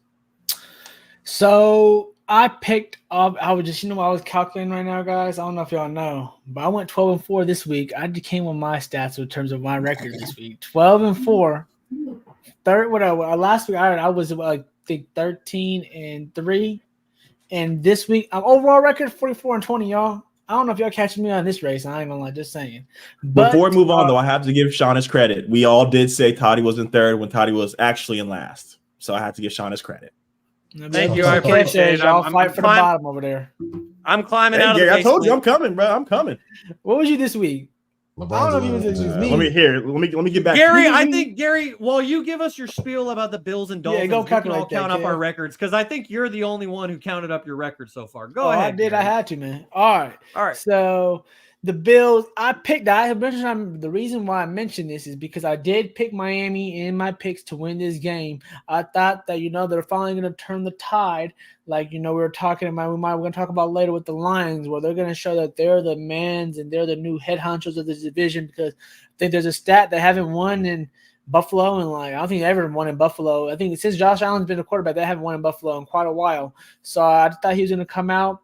And at the beginning of that game, it looked like it was about to be it looked like a great, it turned out to be a great game in all in terms of just being seen offensive explosion. But they're going to, body blow after body blow, scoring after scoring after scoring. And then, the Achilles heel of this team that's really going to be hurting this team is probably what made me, what made me not, which I regret so much for not putting him in the playoffs, is because of Tua's health. But realistically, what's really stopped me from actually putting them and heading that top conversation, they're a great team, don't get me wrong. But in terms of, there's so many teams in the AFC, like the Chiefs, like the Bills, like the Bengals, even though, the Bengals haven't been doing good this year, I still have faith in Joey B at the end when it's clutch time, that they're going to be able to make that noise. And their defense right now is what's going to be holding them back, as we've seen, man. You can score all you want, but you got to get a few stops, especially versus great teams. So they got proved that they still need a couple more. They need one more level and maybe a couple more guys in this defense to really do great. Like I think Manny just said Ramsey. I didn't even get to read that what he just said right there, but I'm assuming Ramsey's on the way. Shaun, that was what he's mentioned.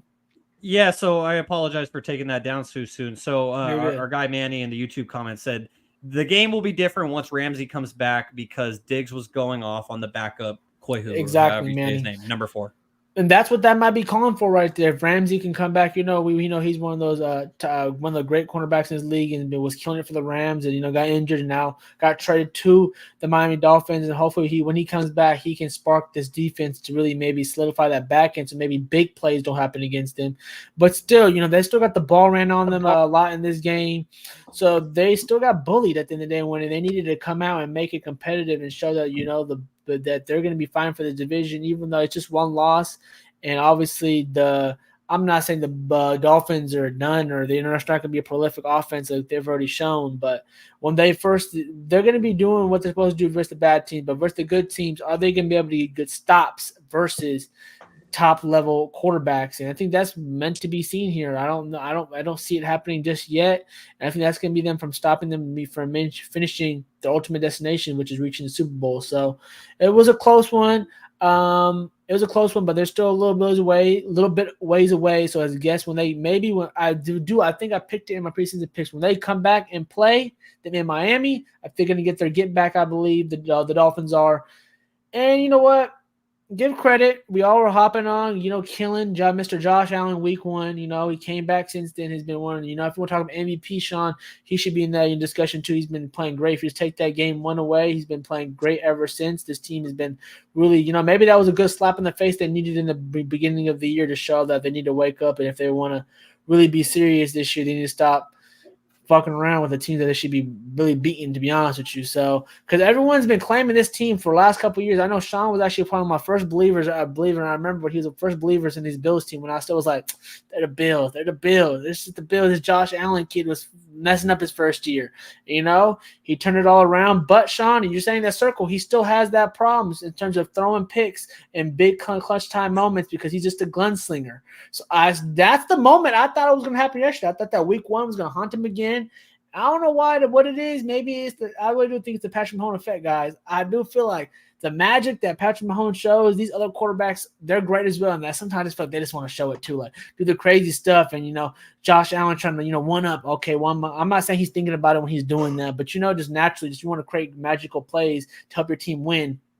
When we've seen Patrick Mahomes last year, when he went through that stump, said, I needed to step it back and not trying to go for the big play every time, not trying to do everything great every time. And I think Josh Allen's literally in that moment right now, like, God, I don't need to be a big play guy every single time. I don't need to be, like they always used to say about Favre, big play or whatever, or big player turnover, basically, a gunslinger in a sense. You can take the couple of checkdowns because you have a great team around you where you can play smart and take the Tom Brady approach as well. Do what makes you do what's good, be clutch when clutch time calls, make great throws, make the defense pound their heels. You know what they're going to do, run past, take advantage of your weapons. So I feel like the Bills are doing a great in that right now. And let's just see, this is a great win for them. I still believe in the Dolphins and make some noise and cause some trouble in the AFC, like Shaun asked me first. But I also believe at the same time that the Bills are still a little fraudulent. So yeah, my team is still the Chiefs in the AFC. Okay, and to win the ball. To answer what you were seeing me do, I was drawing a circle because no one circles the wagons like the Buffalo Bills. Jaevon knows that best. And I don't know, Jaevon and Kevin, if you guys caught that, how Garry will just breeze through and just say like, "Oh, they're fucking him up" or something like that, and he'll drop curse words, but then he feels. I just started doing this episode. I'm not gonna lie, Shaun. This is the first episode I think I dropped the most curse words in this episode right here. Well, I mean, I was just picking up on it. Because you spelled out bitch earlier. And why you calling me out, Shaun? Oh my god, dude! You're supposed to let it go under the radar. He's over here. Let me bring the light on it. He said UAV. It's because you're so sensitive. That's because I get on you. You're so sensitive about it. So I'm gonna put you. I do be getting on you. Ain't no cussing. Put you under the light. I'll put you under the light. But anyways, and so in regard to Josh Allen and an MVP argument, baby. I would say that Josh Allen's definitely one of those candidates, but with such a small sample size of 4 games, like that week 1 game when he had 4 turnovers, that's 25% of the sample size. So it's still hard to put him right in that discussion, but that's again why it's so early. And finally, the last thing I wanted to say before I pass it off to Kevin is that I counted up my record and I was 11-5 this week. So another good week for me. Going to keep stacking, let Toddy stay in the basement. Go ahead, Kevin. So, before the show, I'm doing my homework and I'm scrolling through Instagram and I see a crazy fucking stat. Devin Etienne has 6 touchdowns on the year. That's more than Kyle Pitts in 3 seasons. Kyle Pitts has 3 touchdowns. This guy's a rookie.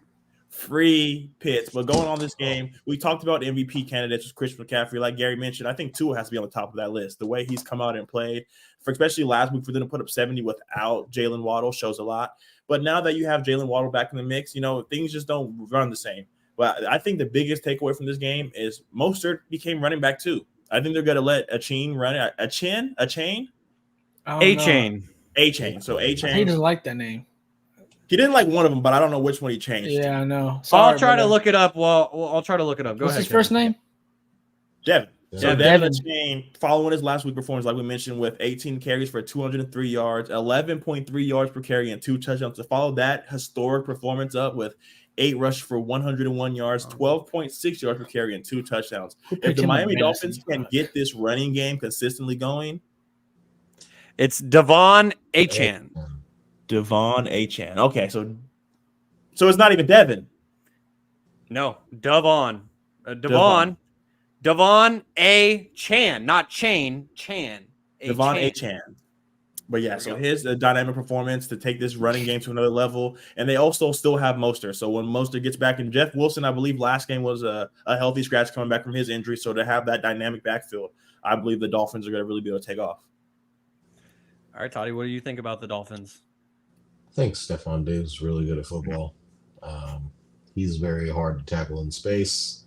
That spin was crazy. He had I think he had 3 touchdowns this past game. So whoever had the ticket of him scoring 3 touchdowns could have ended world hunger on putting a parlay on that. But as far as this Bills team goes, I think they're they've won the division for the past 3 seasons.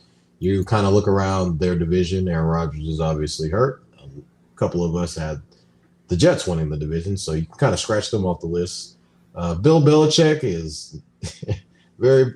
Is he an average coach without Tom Brady? I'm not so sure. I don't below 500 like that. I mean, what stats over Paul? What are the stats without Brady? But he still did great when he did. He caused. Come on, guys, don't call him average now. He's still a 6 Super Bowl champion. You don't win Super Bowls by nothing now. Garry, you play great defenses. Gary, stop getting defensive. He is asking what he has been since Tom Brady. That doesn't diminish. No, he said, should he be is he a regular coach now? No, that's disrespectful. No, he's Hall of Famer. No. Put up 3 points. I am going to defend him. They put up 3 points this week. They don't look good with McCorkle. So the pretty much what I'm trying to say here is that this Bills team is kind of looking around the division like, okay, like, are we just not going to win this division? I mean, the team that everybody was kind of talking about was the Dolphins, and they just put up 70 points last week, and the Dolphins almost hung 50 on them once they traveled to Buffalo. So, Cover Boy and Josh Allen, I think that he's, the numbers do back up that he's trying to go on an MVP tear as well. So, I mean, McDermott is taking over plays now as a defensive coordinator, and, they're getting Von Miller back. They did lose Tre'Davious White in this. I think he tore his Achilles, so he'll be out for the rest of the season. But I think Von Miller's supposed to be practicing this week and supposed to be ramping up for. Yep, he is. I'm not sure if he's going to return week 5, but I know that he's definitely. No, he's ramping up this week. They said. Okay, so, this Bills team is one of the top teams of the AFC. Like most of us thought through the the offseason, they've been one of the best teams in the AFC for the past couple of seasons, being able to battle out the Chiefs. They play the Chiefs this year. I'm pretty sure they do. I think that game would be in Buffalo, if I'm not mistaken. But I feel like it's kind of them and the Chiefs pretty much in the AFC if you kind of look at it right now. And then I feel like the Ravens are in there as well with the healthy Lamar Jackson. I feel like the tier below that would probably be like the Browns. You could argue the Bengals. The Bengals haven't really looked that good this year. And probably the Dolphins and, the Chargers too as well. So, but I feel like those top 2 teams are usually always the Bills and the Chiefs. Bengals were in that discussion, but Joe Burrow hasn't really looked like himself, probably because of obviously his calf injury. So this year, usually the Bills, I think they were the number 1 seed last year, and it didn't really work out for them too well. So they usually strive to try and get that number 1 seed, so they don't have to go on the road during the playoffs. But it really hasn't even worked out for them that well in the past. So I feel like Shaun's hopping on that. He's circling those wagons again. So this Bills team will definitely be very tough to beat if they continue to play like this, and they're going to get better by gaining Von Miller. Unfortunately, a couple years ago, or actually not even a couple, it was last season that I hopped off of the Bills bandwagon. And so they will always have a special place in my heart among AFC teams. But I'm fully on the Miami bandwagon now. Like, regardless of the 70-point game, regardless of them losing by 4 touchdowns to a division rival, I love what Mike McDaniel's about, him coming from the 49ers coaching tree. If I had to pick an AFC team, that would be my AFC team. And to follow up on Jaevon's question of what Bill Belichick's record has been since Tom Brady departed, before this season started, Gary, he was 25-25, so 500. And that is with Mac Jones as his quarterback, which to me and Jaevon and probably you as well, Gary, that's a liability. All that guy is good for is grabbing man by the genitalia. He's a Pro Bowler, Shaun. Sarcasm, guys. Just FYI, Vonny, sarcasm. Yeah. He is a Pro Bowler at doing other things.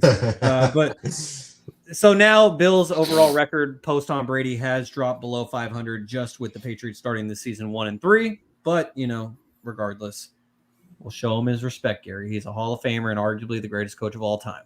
But he also had the greatest quarterback of all time on his roster as well. So it's interesting. A little bit of a humbling for the Dolphins, definitely after that huge win against the Broncos. I think that they'll be all right. I would say the one key in this game, other than what Manny mentioned being the fact that the Dolphins are still without Jalen Ramsey, is the Bills actually got to Tua in this game. That's something that other teams were not able to do in the first 3 weeks. Tua was getting the ball out the fastest in the NFL. And a lot of it has to do with the scheming and the fact that the Dolphins were basically running their offense like it was the CFL, having guys start running behind the line. So by the time Tyreek Hill gets past the line of scrimmage when other guys are just starting to move their knees again, Tyreek Hill is already at 10, 15 miles an hour and he's gone. That's how he gets so open. Same with Jalen Waddle. And He's still the best wide receiver to me, I'm not gonna lie. And we will let you die on that hill. But anyways, nevertheless, the Dolphins, I think they'll be all right. And the Bills are definitely going to be contenders at the top of the AFC as well. So now just getting to this final game, Garry asked a question about it, so maybe we should talk about a different game instead of this other one. But on the rundown, the last game that I had to talk about in depth was the Lions beating the Packers 34-20. You just want to move on to the quick hitters? Vaughn, you want to do the quick hitters, or you want to go in depth on the Lions win? Go ahead.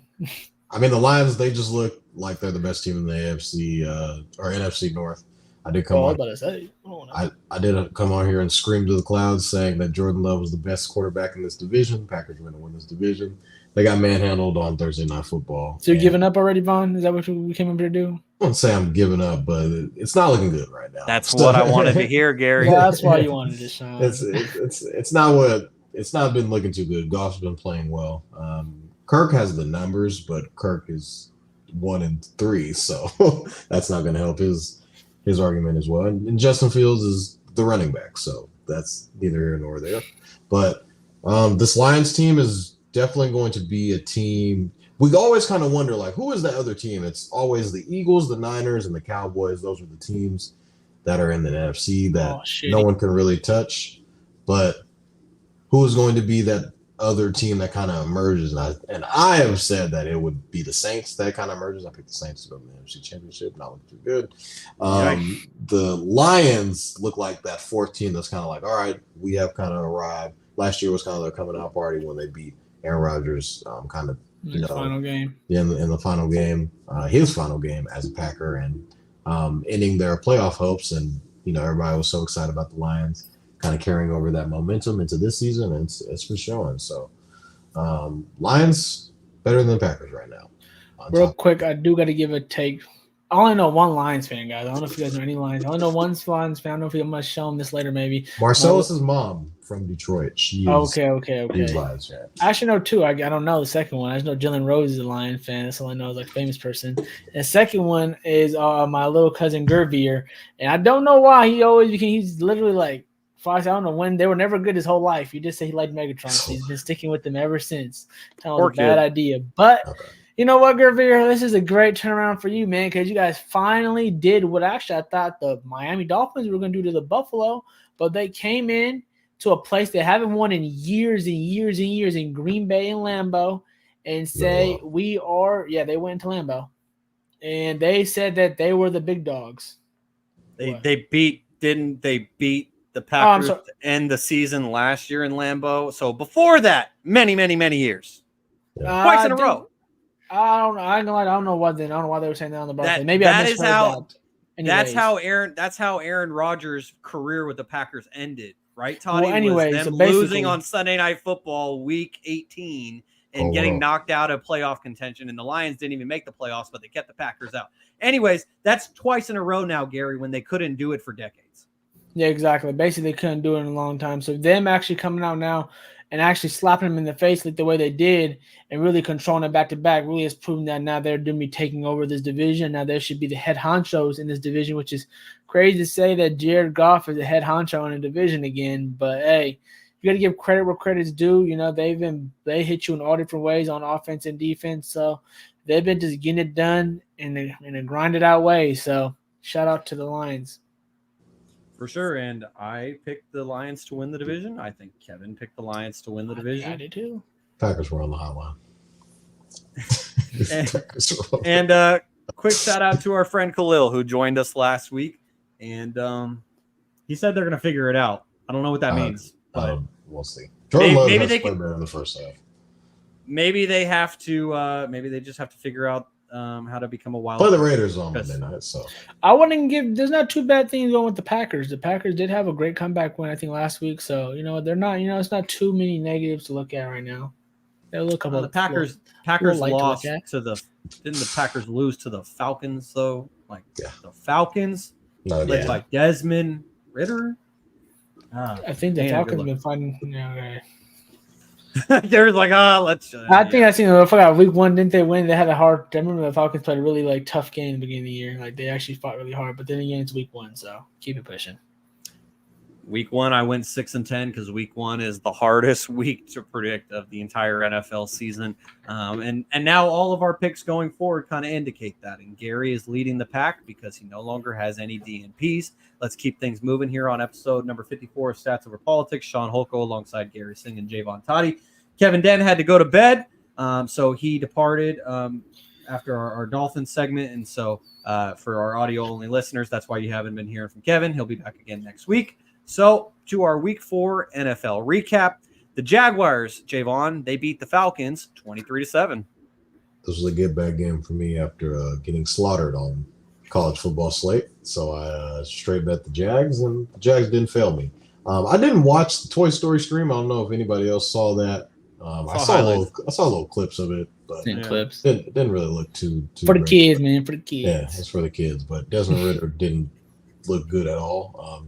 Kevin gave a crazy stat that Devon Achan has more touchdowns than Kyle Pitts has in his career. And that shows, I wouldn't say, I just don't think the Falcons know how to use him correctly, and they don't really have a quarterback. So I feel like if he's able to get traded to the Niners, we'll figure out a way how to use him. So Never.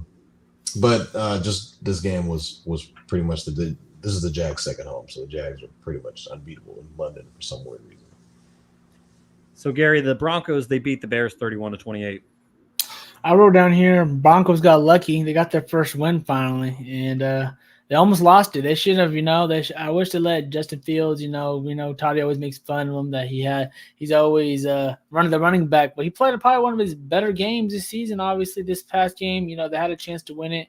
Sad to see that basically he lost it with what he did at the end there, but hey, they shouldn't. It's just like you got to put your team in a better. You got to believe in your guy. So I feel like they didn't really believe in their guy at the end of the day. So it was kind of sad to see, to be honest with you, because like Chicago's just a mess right now for him. So it's like you want to see him in a situation where they're trying to help him and project him, and you do things that are beneficial for him in his career in terms of like using his running to his advantage more and things of that nature, but at the same time balancing with throwing. But you know what? That's the Bears. They're just always been dysfunctional, and I guess the Broncos should be happy that they finally got a win, even though they're looking better. Their defense is surprising. I'm not surprised. They've been shitty, but it's like it's so funny. Last year, literally was the opposite. The offense was so bad. The defense is being carried. Now it's literally flips the opposite way, where the offense is looking a little better. Russ is not looking as bad as last year, doing some good things. You could tell him and Sean Payne are starting to find some little wrinkles in this system to help them, put some points on the board, obviously, with 31 this week. But, they still haven't put a all-around four-quarter game together, which is sad to say because we thought that combo was going to be great. I'm just still shocked that Matt Eberflus still has a job. Nevertheless, we move on. The Ravens beat the Browns, Jaevon, 28-3. We saw, MVP. kind of like right after during the London game that, Deshaun Watson. Oh, yeah, by the way, Deshaun Watson's not going to play. Wait, what? So DTR ends up getting the first start. Some people were kind of high on him during the preseason. Ready. And I just feel like, a lot of people hype up the preseason a little too much because he did play really, really well during the preseason. Was throwing a bunch of touchdowns. And I just feel like the preseason is a totally different world to the regular season. He looked. Gary learned that. He looked like Sean. He looked like a deer in headlights. Well, you definitely learned it. He was getting hit nonstop, and Lamar and Mark Andrews, they kind of rekindled their connection that they've had. Good for my fantasy. All over the world. And I think Mark Andrews scored 2 touchdowns. So, or Lamar, he had 2 touchdowns himself. He ran. And he threw one. Yep. So, cooking. So Lamar was cooking, and I thought that the Ravens made this defense look. And I've been high on the Browns defense throughout the regular season through these past 4 weeks. So, and been saying they've been the top defense, and the Ravens kind of came in and just chopped that whole argument down. So, Ravens 3-1, look good. Gary, in another battle of winless teams, I was about to say unbeaten. In another battle of winless teams, the Vikings, they beat the Panthers 21-13 to get their first win. Finally, Kirk Cousins they finally get a W. The Panthers obviously plays a good nip and tuck game, I guess you could say, but Minnesota needed to win. They've been in they won so many close games last year, so They were losing obviously most of that game too. the trend has been they've been losing all those same type of games. So the NFL gods getting them right back, the football gods hitting them right back this year with all the close losses. So they had to pull one out finally. It's good. They actually got a chance. They actually get to be in the contention, I guess, a little bit with the Green Bay and Detroit. So I guess they get to be in the contention just for a second here. But it looks like they should just really just explode that whole thing up and start over. Jaevon, the Rams, they beat the Colts 29-23 in overtime. This game hurt me. I had the Colts on my parlay. I kind of gave up on the game early because Rams kind of just jumped out to like a 23-0 lead, like early, like first half. The Colts weren't really able to get anything offensively, anything going. Then they kind of just slowly start chipping away. And they got the 2-point conversion early in the game, and then late when they scored, they got another 2-point conversion. And then I think like kind of at the end of the game, they traded possessions fairly quickly. Like the Colts could have drove down and scored. The Rams could have drove down and scored, but they both I think they went 3 and out on both of those drives and wasn't really able to move the ball. And games ends up going to overtime. Matthew Stafford gets the ball in OT, and Colts never see the ball. They end up driving down the field, scoring. Puka Nacua has another crazy game. The Rams got a little bit of momentum cooking because they have Cooper Kupp coming back too. So, we'll see what this rest team. Rams, I think the game's in LA this week, so they can fight people and surprise people. So if Stafford's healthy, they could be one of those sneaky good teams that can kind of, hey, don't forget about this. We won the Super Bowl a couple years ago. We got a good quarterback coach. They got all the Eagles coming to town this week. So Kevin already mentioned that one of their guards is hurt, so Aaron Donald was probably going to have a field day against that poor old man. So, I love Anthony Richardson, what he's been able to do. Could be a little bit more accurate, but I've been saying that he's Cam 2.0, and I've been seeing it just the way that he's been playing, been able to create plays for himself. He's just a little bit more accurate. They probably won that game. Well, I don't expect the Rams to beat the Eagles this weekend, but I kind of hope that the Rams give the Eagles a little bit of a scare, so maybe Kevin respects the Rams a little bit more, because apparently the Rams, they have absolutely no shot of making the playoffs. But don't let Cooper Kupp get activated this week. I know, right? And so, Garry, the Buccaneers, they beat the Saints 26-9. This is another one of the games that I actually picked wrong. I picked the Saints, but hey, a game of Vonny said that one time, Baker Mayfield. Baker Mayfield, man. I guess, when Mike Evans goes down and you find Godwin in good spots, you could tell he's calm, cool, and collective at the moment. They're not making him do too much. The defense has been playing good. Like, you got to be reminded that, it's like we keep mentioning, they got a couple of Super Bowl pieces that, one with Brady, and they still got they got some Super Bowl pieces. That means they got some vets. They got some of a good culture in there, and they're not making, you don't, the pressure is not on I'm going to say Johnny Manziel, the Baker Mayfield, where, he's had to make too many mistakes. He's doing what's needed and not doing too much, trying to save the day and things of that nature. So shout out to him, man, because, he's basically holding off them drafting his replacement, I guess, in a sense. So it's good for him that, he keeps winning games. They're going to keep going lower in the totem pole of the draft, and, less likely for them to draft a quarterback, more likely if he keeps winning, for him to stay. So I like to see the resurgence for him, and, and he hasn't been I'm glad he hasn't, before maybe he was a little bit more just a young boy where he's probably, if he was doing this, he'd be talking a lot of smack. He's keeping his head tucked. You hear too much from him, and, he's just trying to slowly, surely get stacks and wins up. And before you know it, at the end of the year, you might see this team in the playoffs. You never know. And, hey, one good thing is crazy that I know I heard somebody talking today, but, this team right here, the Saints had the Tampa Bay number for a long time. They should have had Brady's number for a while, and the only team that had Brady's number when he was there. And so, him, unlocking that right there and getting them a W is really good for Tampa. So, shout out to Baker Mayfield, keeping it going. Baker Mayfield. Jaevon, even though Evan doesn't think that my Liberty have any chance to win the WNBA Finals, he was really happy this weekend because his Titans beat the Bengals 23-7. I think you said Tom Brady bought the Aces. Tom Brady. Well, Tom Brady is a minority owner. Oh, I know it, Shaun. I was hoping that was on the pop quiz. I was shocked by this score because, I thought the Bengals ended up getting some life on Monday Night Football, even though they didn't particularly look good during the entire outing against the Rams because Joe Burrow is obviously still hurt, can't really push the ball down the field as much. Still hurt, man. I think the Bengals want to hold Burrow out, and Burrow is like, there's no way. They thought he's going to win on 80% probably, but he ain't. So because your line sucks. And I feel like that affects the run game too as well because Joe Mixon hasn't really been able to find a crease. He did find a little bit of a crease. I haven't heard his name all year. Yeah, he did. I think he did score on Monday Night Football, but pretty much the entire year he hasn't really been able to do anything. I got Joe Burrow on my fantasy. Yeah, every league, my quarterback. Yeah, trade Joe Burrow. So you gotta believe.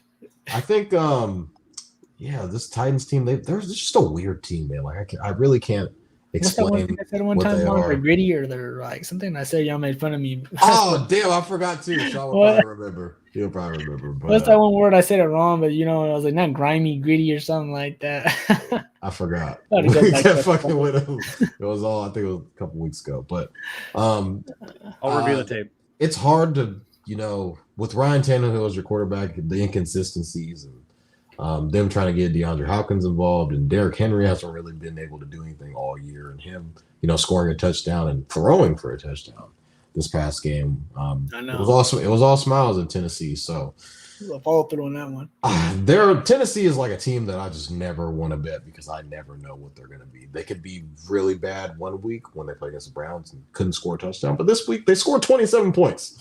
So against a team who I thought that they would probably lose to. I think most of us picked the Bengals to win this game. I think all of us, in all honesty, picked the Bengals to win. But this Tennessee team, I can't figure them out. I have no idea what they are.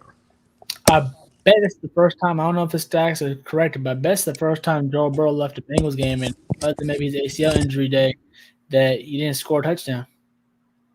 Yeah. I guess we can just keep pointing the finger at his calf, but Bengals don't look good. Even Jamar Chase said after the game, he was like, always open. Why always receivers say some shit? I wonder they always be. I feel like it's like the worst person to ask at the end of the game. Like every receiver is always just pissed at the end of the game, no matter what. But then the next game, they're all happy jollies. It's like part of the thing. So it's kind of like take a grain of salt, but it's still like why? For sure. And so the Chargers, they beat the Raiders 24-17. Garry, I'm keeping this one myself because this is personal. 3 weeks ago, I had to come on here and I had to apologize because I had Raider Nation in my DMs. I had them in the YouTube comments. Even Marcellus, who's a Niners fan, was saying, how about them Raiders? They won the week one. Since the Raiders won by 1 point against the Denver Broncos, who couldn't get their first win until beating another winless team, being the Chicago Bears, the Raiders have gone 0-3. They got slapped around by Kenny Pickett and made him look like a competent quarterback. Thank you. Garry, I didn't want to say shit earlier about Kenny Pickett, Garry, because I'm sorry about his knee injury. I'm glad that he's not going to be out for very long. But the reality is, I still feel the way I do about him. The Raiders made him look like a starting quarterback in the NFL. The Raiders got slapped around by the Bills. And then they lose to the Chargers, who always seem to find any way to possibly lose until the Raiders throw an interception at the very end. This game should have been dominant. It should have been dominant for the Chargers. That is certainly true. Khalil Mack had 6 sacks, which is the second most in a single game all time. He got his revenge against the Raiders from years ago. But, the Raiders are who we thought they were. They are who I thought they were. I had to fall on the sword because of a week 1 win. I was wrong, but now who's looking? It really was 24-7 at one point. They always got to make it close. I don't know why the Chargers. Feel bad for Herbert, man. It's always a coach too. Always coach. It's like the same thing every single time. This coach's decisions are getting. I never seen a coach's decisions get so much scrutinized. But it's like correct scrutinism. Like it's right that he's like everyone's getting on him for a reason. Scrutiny right here for him. And it's just like I never seen a coach getting cooked right so much by the media, but at the same time they're so right. So right. Well, James is in the comments. This is for you, Toddy. He says, I was at the house with Cousin Bear and Uncle Loon watching the Raider game at the end. It was so funny watching them scream. They're all Raider fans over there at Bears Well, house, basically. Yeah. Well, I feel bad for Raider Nation because you guys have to season endure for y'all.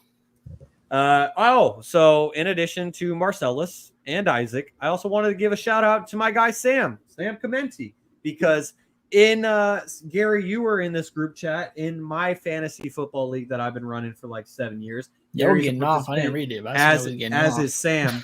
Well, Sam basically compared Aiden O'Connell, the Raiders quarterback from Sunday. He compared Aiden O'Connell to Brock Purdy, Jaevon, and he said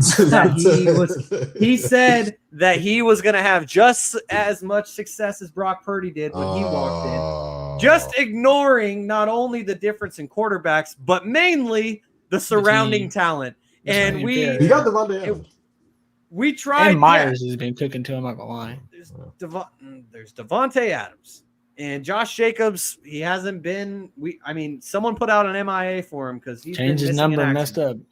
Yeah, I guess so. And so basically, we tried to explain to him in the chat that the 49ers have countless weapons. The Raiders realistically have one. So to expect Aiden O'Connell to come in and play just like Brock Purdy did as a rookie, that was unrealistic. And Sam, I hope that you saw it for yourself. And Sam's a Raider fan? No longer. Yeah, Sam Commenti. He is a Raider fan, and he's one of the good ones. He constantly remains optimistic. Constantly remains optimistic despite all the bullshit. And so shout out to Sam. And also Isaac, Marcellus, I got my get back. Anyways, this is supposed to be quick, so let's keep it quick. Gary, your family's Cowboys beat the Patriots 38-3 to give Bill Belichick the biggest loss in his coaching career. The GOAT.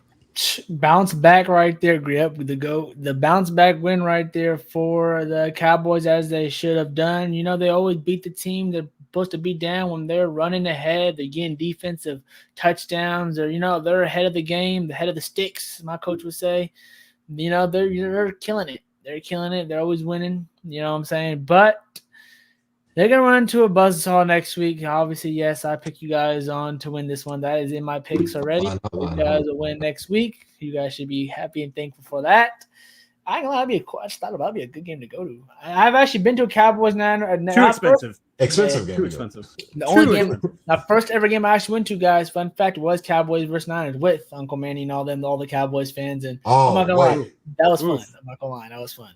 It was a lot of shit talking. Nah, it was like a couple years ago. I went. Okay. Kaepernick was on the team. That's why I went.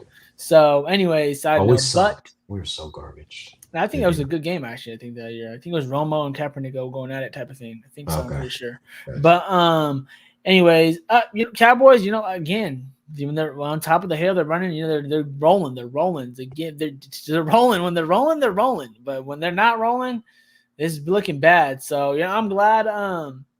11 from Heaven got to come back in this game. You know, he got injured for a quick second. I looked kind of scary, to be honest with you. I thought, you know, felt bad for him because I'm like, man, I remember last year, Vaughn got injured. He started his podcast, got injured. I'm like, damn, hopefully the podcast ain't Draymond just got injured. Y'all seen that? He's injured. And I'm like, man, if you got a podcast, you might be getting injured. I don't know. Is that like the bug right now? Hopefully not, man. I like seeing these athletes talk about it. Give us all different perspectives from, you know what I'm saying, their fan perspective sometimes and the athlete's perspective, you know, and also mixed up with our perspective. So it's all good to hear in the sports world. So, you know what? There was a pretty good game from them. We'll just see. Again, TBD. We'll see what they do going forward. I don't still believe in the Cowboys because they got a lot of faults. Because, again, Dak Prescott, when he has that 2-minute drill, he fails, as we've seen. I think last week when he threw the pick. So we'll wait till we see that moment again. And, you know, until he proves that moment wrong, I'll start believing the Cowgirls win. Gary, I'm going to toss this back to you because I want to hear the final game from Jaevon. But the Chiefs, they beat the Jets 23-20. The Jets, man, you threw me the baby goat. Thanks, Shaun. You know what? Again, Von, we're talking about the beginning of the season. You're talking about, I still remember what you said at the beginning of the show. Good teams cover. This team great teams cover. Good teams don't. The good teams win. I know, Shaun. The spreads are ridiculous. It's hard to say that about them when they're favored by like 10 every game. Exactly. So they're never going to cover. So that statement was, you know. They never covered, Ron. You know you don't bet the Chiefs. Hey, Hard, you know they the crazy barely part cover. is they were supposed to cover because this game, Patrick and then he Mahomes literally slid at the end. He don't want y'all to win this So bet. many people were so pissed off at Patrick Mahomes. Oh, I'd be pissed about it too, to be honest. If I bet, that's why I'm retired from betting. But I like still betting, get my picks right though. But anyways, you know what? I seen Colin. I'm gonna steal this from Colin Cowherd. Oh well, I don't care because it's obviously LeBron, so I gotta steal it. What else? But hey, it's true. It's the LeBron effect in terms of he might have a couple hiccups during the year, but you know what he's gonna do at the end. He's gonna be in the chip. The Chiefs are gonna be in the chip. You know they're gonna have a chance to win the chip. They're gonna be fine for chips every single year as long as they're in this league. As long as you got Travis Kelce and you got Patrick Mahomes, you got Big Red on the sideline. You could put like we're seeing right now. You could put any receivers on the field. They're gonna have a chance to win versus any team. You know they might have a bad quarter here and there, might have a bad mistake here and there.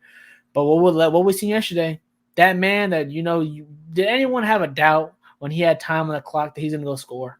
Like there wasn't no doubt. I don't know if y'all. I shouldn't. Bro, there was like 3 3rd and 20s. They converted on all of them. That's Mr. Mahomes, the Magic Man, the baby goat for with you. Yellow laundry. There was some yellow laundry on one of them, but there was one where he ran. There was one where he ran for like 25 yards. Exactly. And it was like 3rd and 20, and I was like, yep, exactly. So, you know what? Obviously, they're on my AFC team, but I kind of take this as an NBA route where, NBA kind of pick your favorite players. Patrick Mahomes is my favorite quarterback, so I'm gonna keep riding with him. And yeah, they're gonna keep on chopping away. We don't gotta worry or talk about them to the end of the year, really, when they're in the Super Bowl versus who knows who, and they're going again back to back. So, Chiefs doing Chief things. Go ahead. Hey Gary, I'm glad that you mentioned LeBron. I'm not gonna play the sound. Jaevon knows exactly what I'm talking about. But I'm sure you saw LeBron tweeting about Christian McCaffrey. But did you hear what LeBron had to say about the 49ers before they played the Cardinals yesterday? Oh, I did watch LeBron because I just woke up, changed my fantasy lineup. I go on Instagram, I see LeBron went live, and it's like popped up on my thing. Bro, LeBron went 11-2. And then LeBron, and then he picked 11-2. Yeah. Oh yeah. Well, I seen him start picking the teams and stuff like that. And I was like, LeBron's basically got his own podcast. I was like, he can get paid a lot of money to. I don't know why he's doing this on live in the morning, just relaxing. How many people were on his live? I don't know. I just seen after it was done, then that he posted it, or something like that. I was thinking in my head, I was like, LeBron. I mean, you got so much money in the world, whatever, but man, I bet you someone would just he was hosting basically to himself, going through that stuff. And I was like, you could easily have someone to pay him a big meal ticket for sitting at home every Sunday morning for 30 minutes or for 9:30 to 10 o'clock to do his picks and get a real bag. And I was just like, man, but yeah, I didn't see what he said, but what did he say about the Niners? Y'all gonna lose? No. He said a lot of good stuff. He'll save a lot of good. He said a lot of good stuff. You can check the group chat after this because Toddy already sent it. In the SOP. Well, he was being honest about everybody how he's feeling, to be honest. But he thought his Browns were going to win. he was, to put it lightly, he was drooling all over. He was drooling all over the Niners yesterday, and I wanted to play it earlier. When Kevin was here. I was going to do a whole LeBronologist thing, but I kind of just let it go for the sake of time. Check it out. LeBron had a lot of good things to say. Well, that's one thing. I'm a LeBron fan. That's one thing we ain't going to agree on. The Browns and he's gonna become a Niner fan. He's gonna be. He definitely ain't going to no Rams games. So Jaevon, the Seahawks, they beat the Giants 24-3 on Monday Night Football. So pretty much Seattle controlled the entire game. Saw Geno Smith go out with the injury. Drew Lock almost threw. He came in, and Shaun knows how high, air quotes, I was high on Drew Lock at one point in time when he was with the Broncos. So. Daniel Jones doesn't really have a line. You saw Brian Daboll kind of toss the iPad. That was pretty hilarious after one of his – I think it was after his pick six that he threw. So it's hard, when you're kind of pretty much under duress the entire time. You don't really have time to throw the ball. We kind of mentioned that earlier in the podcast about, having bad O-lines. And, the Giants, I kind of predicted this early in the season. People kind of called me crazy. I was like, the Giants, I don't really see the wins. I was like, they're going to start 1-5, 1-6. Early on, they're like, hey, Brian Daboll, coach of the year. I'm like, teams start to catch up to you after 1 year. And I never really, was bought into Daniel Jones, but the Giants did, 40 million reasons. But, the Seahawks won. Seahawks definitely covered the spread for me. Shout out Seahawks, even though I am a avid hater on the Seahawks for what they've done to us over the years. But covered for me tonight, so go on. So did DK. Yeah. Oh, no, yeah. I definitely looked back at my parlay for the DK ticket. definitely had him over in yards too. I just took him for a touchdown. I took him for yards too. You can't get greedy, guys. Don't get greedy. So, the original ticket was Kenneth Walker and DK Metcalf touchdown, but I took off Christian. I took off Kenneth Walker touchdown and put DK yards on there. But here's what it is. It is what it is. Morning. So this past week, Jaevon, I believe that you went 1-3 on the hot. I'm not mentioning that to be a hater. Jaevon, I know that you and I went back and forth in our Stats Over Politics Fantasy Football League group chat. But that's just because I said to Jaevon, best of luck with that. He took that shit personally. Gary, you probably didn't read it. But Jaevon took it personally. The fact that I wasn't a believer in the LSU Tigers, came all the way back just to lose at the end. And so, Jaevon, you went 1-3 on the hotline this week, just stating the facts for the loyal listeners. And I believe that brings your overall record to 10-10. So we're 500 now, yeah. Right at 500. And so you've been right the same amount of times that you've been wrong. So now it's time to get back above 500. And let's hear your Vonny's hotline for this week before we close it out with Jrue Holiday. Going back to pretty much me and Soph, we were watching that game together. She was sweating the LSU ticket with me. I just wanted to let that be known. But it was a crazy sweat of a game. Just going back to it in general and kind of just looking at it. The Kansas Texas game was Jaylon Daniels. He didn't warm up, back tightness. He didn't play the entire game, so they had to play with their backup quarterback. That was dead from the start. And then you kind of just see, all the other games kind of just go down the line, and it was just bad all around. And then Sam Hartman saved me on the last drive of the game for Notre Dame. So got to take praise for that. But going into the next week, we gotta hold our heads up high. Okay, it's always a new week. It's always a new day. That's the thing. And when it starts getting to basketball season, it's gonna get crazy. But Saturday, the Red River rivalry. People don't know what that is. It's Texas versus Oklahoma. I don't. Educate me on. I cannot wait. Texas last year beat Oklahoma 49-0 in the Red River rivalry. So now Oklahoma, they're ranked. They're doing this, that, and the third. They kind of brought me back a little bit on the spread for the Iowa State game that they played last year. Blew them out by 30. The spread was 19.5. But they've kind of been all over the place. I'm not really too high on their team. I think they're kind of overhyped. They're ranked 12th in the country. I don't think they're one of the best 12 teams in the country. They had a very tough game against Cincinnati, and I think Cincinnati is a very mediocre team, and they only put up 20 points on them. Texas, obviously, ranked number 3 in the country. They've beaten Oklahoma. Or not, they're not Oklahoma. They've beaten Alabama, considered one of the best teams in the country. They have championship aspirations, and the spread is 7 points. If you guys don't take this and run with the 7-point spread, take it and run, because Texas is going to blow Oklahoma. I'm telling you. They're probably going to win by at least 10 points in this game. I think it's free money. I'm going with Texas -7 here. There's a bunch of games that I'm kind of definitely had my eyes on, but I'm not going to bet, but you can lean towards it. Another game that I'm leaning, not going to make a part of the highline, but I'm definitely leaning on this 14.5-point spread for the Kentucky-Georgia game. Last year, Georgia and Kentucky, I don't even think Georgia. I think Georgia only put up 10 points, and the game was 10-6, and Will Levis threw like 2 picks to basically lose them the game. This game is in Georgia. Georgia has not covered a spread all year. All the games that they played against have not covered a spread. Now, some of their spreads have been like 40 points, but this past weekend against Auburn, they were 2 touchdown favorites, and they did not cover that spread. Auburn almost won the game. They kind of had to come back. Brock Bowers looks like a Heisman Trophy candidate. I think he had 159 yards and like a touchdown and 9 receptions. This guy's unreal.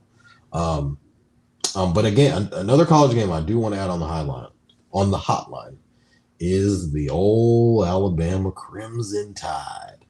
They Sure about that? are, yeah. I mean, it's a very close game. They are playing against Texas A&M. Texas A&M has looked very, very well. Max Johnson has been looking like a baller. I did bet on Texas A&M this past weekend, by the way, so don't think I'm a non-believer. Right. I think that a lot of people are kind of like Alabama's dead. They're this, that, and the third. They are they're favorite on the road minus 2.5. I think their defense is outstanding. I think they're gonna kind of make Max Johnson's life hell in the pocket, and it's gonna cause for him to probably turn the ball over. Even though I do think this Texas A&M team with Bobby Petrino calling plays, the offense looks totally different. I think it looks revived. From when Connor Wegman was the quarterback who was out for the year with a foot injury. I think that Alabama goes in. It's going to be a very tough game, very close game. But I do have Alabama covering the spread at the 2.5 at minus 110. So we're going to rock with Alabama there. Now, going into NFL Sunday special. Talked about them early on the podcast. Houston Texans. They are they're plus 1. So it's pretty much a pick 'em. They're going to Atlanta. Atlanta's coming off of a loss against the Jags in London, so they're coming back kind of a layover. Desmond Ridder looked horrible. I love the Texans in this game. A lot of people are probably going to be like, this is probably a game they'll stay away from, but I'm pretty confident on how C.J. Stroud has been playing. At the rate that he's playing, he's probably going to win Rookie of the Year. So I'm going to rock with the Texans here, plus 1. Or you could take a minus 105 or plus 1. The line will probably change a little Texans bit. back-to-back dubs. Yeah, Texans, I'm buying into the hype train. I think they're better than the Falcons, though. Like the Falcons, they have Desmond Ridder, but they have Bijan Robinson, who's you can't stop him. He's probably going to be the runner-up for him for Rookie of the Year. That's the guy who I did have running Rookie of the Year at the beginning of the season, but the way C.J. Stroud's been playing, that might not happen. So I definitely have the Texans here. And now you guys are probably wondering, well, was it? There's no way he doesn't put the Niners on this thing, right? Like Niners, Cowboys, Sunday Night Football. This is going to be a game. This is going to be a doozy. I think that there's going to be 50 million people watching this game. Just because it's Sunday nights, the Cowboys, it's the Niners. Usually when they're on TV together at the same time, it does pretty insane numbers. Even going back to the playoffs, it was pretty crazy numbers. So there's going to be a lot of eyeballs in this game. Niners are minus 3.5 favorites. Love it. Take it to the bank. Niners minus 3.5. I think Purdy throws for at least. I think Purdy has a good game. Throws for at least 2 touchdowns, probably over 200 yards. This past 2 games, he's averaged about 300 yards a game. Threw for 310 against the Giants on Thursday night. Threw for 280 this past game. Only had 1 completion. We went back and forth with Kev about how good Brock Purdy is, early on the show. All the teams that we played, JV defense, this, that, and the third. Well, I guess this is going to be the real test now. Yep.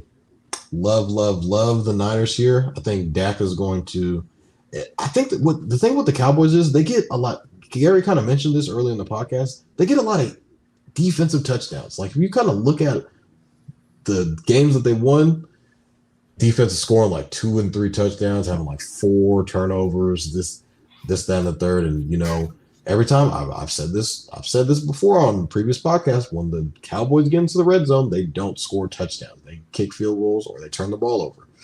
I don't think they're getting they're not getting any defensive touchdowns in this game, and they're going to have to rely on Dak. And this is something I've talked to Jrue about. He's like, it's all going to have to be on Dak, and Dak's going to have to be able to. Dak's going to be we're going to have to put it on Dak, and I'm saying, hey, I don't know if that's a good thing if you want to have to rely on Dak to be able to win you close games against playoff teams. So it hasn't worked out in the past for him, and I'm definitely banking on the Niners here. And we're at home. Give me the Niners minus 3.5. All right. Let's hear the total review for TikTok. All right. So for the hotline, we can go Saturday first. So for college. So to start off the hotline, we have the Red River rivalry, baby. We got Texas minus 7. They are going to blow. I'm telling you, they're going to blow the doors off of Oklahoma. I'm telling you. Just trust me. I know we've had bad weeks, but Texas is going to blow the doors off. It's all good. Texans are going to blow the doors off of Oklahoma in the Red River rivalry. Then we have Alabama going on the road against Texas A&M, -2.5. Now, we've seen the success that Max Johnson has had in this offense under Bobby Petrino and what they've looked like. A lot of rebirth, refresh offense, but I do think Alabama gets the job done on the road at -2.5. Going into Sunday, we have the Houston Texans. The first time betting the Texans all year. I've been kind of waiting a little bit, seeing what they look like. I think that the Texans are a better football team than this Atlanta Falcons football team, just based off of quarterback play alone, coach alone. I love the Texans +1 here. And then we got waiting all day for Sunday night, baby. We got the San Francisco 49ers at -3.5 against the Dallas Cowboys on Sunday Night Football. It's going to be a doozy. Can't wait. We're going to be waiting all day for Sunday night. The half might kill you. I'm not going to lie. The 3.5. I mean, you might want to bet that down. I ain't going to lie. I like it. I'm confident in my 10 team. toes down. I'm confident in my team. I forgot I'm talking to Niner fans. Yeah, I'm confident in my team. I really forgot that we've been able to put up consistently 30 points a game. I like it. I think we win by at least more than a touchdown in this game. So give me the San Francisco Niners -3.5. All right, there you go. That's Vonny's hotline for this week. And just a reminder, he's currently 10-10 overall on his record. So could go either way. And we're hoping he has a great week. And just a friendly reminder that he's handing out free money. I'm hoping to, right? And Jaevon's just handing out free money. So let's not forget that as we wrap things up here on episode number 54 of Stats Over Politics. One final thing before we go. There was another trade in the NBA this past week as Jrue Holiday, I mentioned at the top of the show, was traded from Portland to Boston. Jaevon, you are the Celtics fan on this panel, so let's hear. What do you think this move does for the Celtics and all of their moves collectively throughout this offseason, also getting Porzingis and now Jrue Holiday? It's a very new look team. You kind of look at it, it's totally different from what it was before. I was listening to Bill Simmons' podcast. He was saying that pretty much going back to the bubble team, that there are no, besides Jalen and Jason Tatum, there's nobody on that team remains now because, Marcus Smart was on that team and Time Lord was also on that team. They're now gone. So definitely love the look. We got Jrue Holiday. We basically got a Marcus Smart on steroids, and just the way that he's kind of been looking, obviously been a champion, being able to defend the perimeter. And I think just with Jrue Holiday being added to this team, I think it's going to help. He's going to be that veteran presence. The doctor ordered. He's going to be the veteran presence in the locker room for those guys, to try and navigate their way to a championship. And now, I've mentioned the odds on FanDuel after Damian Lillard was traded to the Bucks. The Bucks were favored. It is now, I think the odds are even on, kind of knotted even for the Bucks and the Celtics to make it to to win the NBA Finals at the same odds. I think it's +300 for both of them now. So I think what we've done, I'm excited, and we have Porzingis. I don't know if Porzingis is going to be ready to start the season because he had a foot injury. So we'll see where that leads us, but I think we'll definitely be in contention for the #1 seed. Usually we're always in that conversation. I know Shaun's kind of already mentioned about Miami Heat has usually been losers, kind of missing out on pretty much everything, that being Jrue Holiday and Damian Lillard after he kind of wanted to force his way out to Miami, and he's doing welcome Miami on Instagram and Twitter and all that stuff, and ends up going to Milwaukee. Butler. So, Emo Butler. We saw, his perm that he had. He was all emo, gothed out for media days today. So, Jimmy's funny, man. I think we're gonna definitely be a team that can definitely get to the finals, get back to the finals, that is, and win it all this year. Well, the Celtics, they basically swapped Marcus Smart, Malcolm Brogdon, Robert Williams, and Grant Williams for Kristaps Porzingis and Jrue Holiday. And I think we have some picks too. Yep. When you put it like that, it don't always sound that good, Shaun. Well, when you look at the players that they traded out, and now the players that they've acquired, that's basically the brass tacks. And then you look at their playoff rotation, it's going to include Jason Tatum, Jaylen Brown, Jrue Holiday, Derek White, Kristaps Porzingis, and Al Horford. And so as this one guy on Twitter put it, at Nick Van Exit, I want to give him his props. He said, then the Celtics are hoping that they get one of two guys that are going to take a step that include Lamar Stevens, Peyton Pritchard, O'Shea Brissett, Sam Hauser, Jordan Walsh. I think So we're only looking at Peyton Pritchard, to be honest. So I mean, I would just be a little concerned about the Depth. Celtics depth exactly, and to me, yeah. And thank you, Toddy. I'm glad that you're aware of that. And to me, the Celtics and the Bucks are now the clear two front runners in the East, just like Jaevon has already said. Put out all the odds. Miami's always gonna want to say something, and Philly's gonna continue to do their thing in Philly without breaking through the wall that is the Boston Celtics. Anyways, the point is that I like what the Celtics have done, but like I said, I'm a little concerned about the depth. How are you feeling, Garry, to close us out here? Well, the Boston Celtics had to do this because if not, they were going to lose the East. Simple as that. I feel like I just said when Vonny was talking, it's right what the doctor ordered. Yeah, they would have been competitive versus the Giannis and the Bucks, just because you have Tatum and Brown as your duo. There's something to deal with. But since I wasn't here on me and Shaun were here on the pod when they had the breaking news podcast with Damian Lillard getting traded to the Bucks.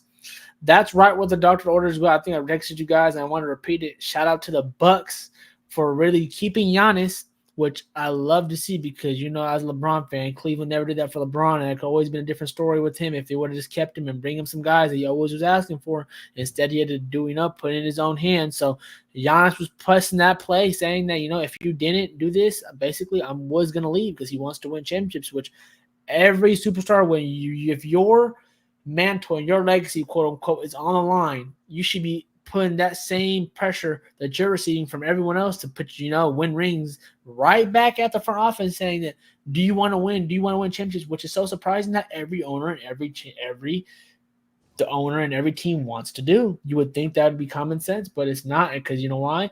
Due to your actions will show if you want to be a winning team. So you shout out to them for doing that. Shout out to them for, keeping them happy, keeping them competing, keeping three dogs there. Basically, they kept Middleton, which is great for them. Obviously kept Giannis and also kept Brook Lopez. So, defensively, this is like the match made in heaven for Dame. I'm just so happy to see Dame. I know he wanted to go to Miami, whatever, but to be honest with you, this was a little bit better fit for him in terms of on the court, I feel like. Off the court, obviously, Miami might have been a better lifestyle, even though, Dame has always come across, as he always said too, like underdog and, always been in the chill vibes and things of that nature. So maybe Miami would have not been the greatest thing for him, even though he is a, heat culture guy if you see it. But the Bucks made a splash move. I'm just glad to see these two guys go. I was watching literally. I know I asked you guys if we're going to talk about any NBA stuff because I love the NBA, and I was listening to all the media day, listening to Durant, listening to everybody. I got Goth Jimmy Butler right in front of me on the screen in front of me. Jimmy. Exactly. So I literally watched all the interviews from Giannis today to Devin Booker. Yeah, I watched KD, and I just wanted to say I watched Dame. The Dame was the big one I wanted to watch, and I'm happy, he's going to put his story out there that, when a team, because they always try to flip the fans on you like, oh, he wanted to leave us. He wanted to burn his jersey. They're like, oh, he hated us. Like, no, I wanted to win. They didn't want to win no more. Obviously, what they did, they literally asked him to sit out, basically. They said, and, get a top pick and draft his replacement. So I'm happy that now they're doing what's best for them, I guess, even though he was so loyal. And they didn't want to make the moves, what the Bucks did for Giannis and keep them winning. So, you know what? They're going to have to deal with the consequences. Again, obviously, the Bucks probably towards the end, of this direction, because they give away a lot of stuff and picks and things of that nature. But they're in competing now. I can't wait to watch this Bucks team. Can't wait to watch. Who can't root for this team? I don't understand. You can't root for this team. They're literally two guys that are just so lovable and hardworking, hard-nosed, don't want to get no drama, just want to do their thing, win, and win right.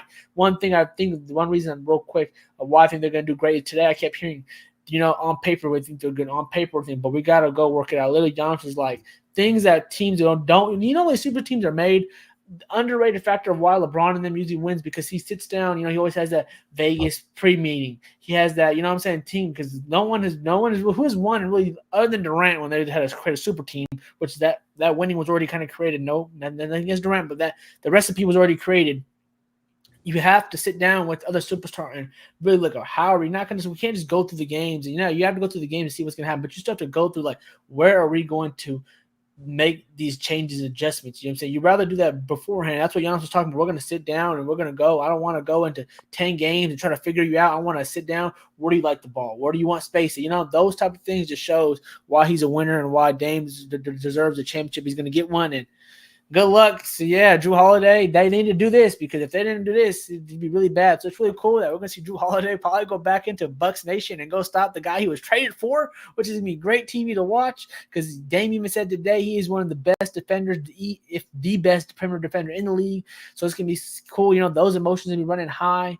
And it's really cool to see Boston, you know, we got unknowns with Porzingis, but they shaped it up. They needed to shake it up. We all were saying a lot. They needed to shake this thing up. You know, it was a couple of years the same thing. So they upgraded, I feel like, in a way, even though when Shaun breaks it down, the whole package seems kind of what went in and went out. It doesn't really sound that good because of the depth, but they kind of got probably a little better offensively with Porzingis. If he's to be, obviously, I know Von's got Tom Lord was really loved in Celtics land, so, you know, he's gone. But, you know, I feel like they kind of go up in that way.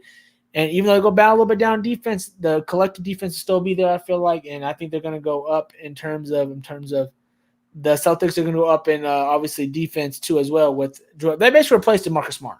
And I think Jrue Holiday is a better point guard and getting guys in position because that's literally what he's been doing with Middleton and Giannis the whole time. So this is both good for both teams. It's a trajectory I can't wait to see. I can't wait to book. I really hope there's Bucks versus the Celtics in the Eastern Conference Finals. That'd be popcorn to watch, and I got the Bucks, Von. Say it right now. All right. Any response to that, Jaevon? Leave it to Garry to bring up LeBron and the Jrue Holiday. Hey, man. Jrue Holiday to Boston. It's 15 years of greatness, you know. He's showing you the recipes of success. I'm trying to bring it to the light. That's LeBron in the Patrick Mahomes discussion. That's LeBron in the Jrue Holiday discussion. Hey, you guys actually first brought LeBron up today, actually, with the whole whatever he said about the Niners. See, you guys want to bring him when he's beneficial to you guys, huh? No. I did not mention that until after you brought up LeBron and the Patrick Mahomes reference. What can I say? The GOAT has a lot of resemblance in other ways of winning. You know, I gotta, show winning through him of how he's done it.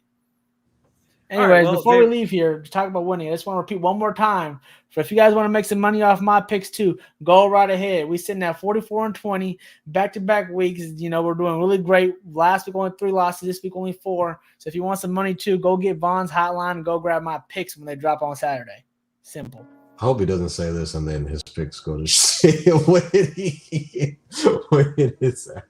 I don't know where y'all at in the placement. All I know is I'm first, baby. That freezing cold takes. I don't know. I did beat Shaun fantasy this week. Just want to announce that too. Shellac. I am now the proud owner. I lost Nick Chubb to an injury. I lost J.K. Dobbins to an injury. That doesn't matter. My team still stinks.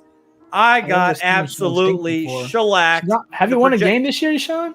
I am now the proud owner of the only team in the Stats Over Politics Fantasy Football League that has not won a game. It was Mr. Convincer over here to Vaughn to play. Dude, I lost both my running backs and I didn't have any running back depth. But hey, I'm about to get. Oh, I also lost. Are you making any trades? Because I haven't done nothing to make any movements, but I feel like I should have already. I don't know anyone that will want to trade with me, so come talk to me, Shaun. All right, we'll see if we can figure something out. Jonathan Taylor could play in week 5, so that could be another RB back for me. But regardless, my team is now 0-4 in our Stats Over Politics Fantasy Football League. And I'm just thrilled that this league wasn't for money because now I can just laugh about my winless team. So there you go. Congrats, Jaevon.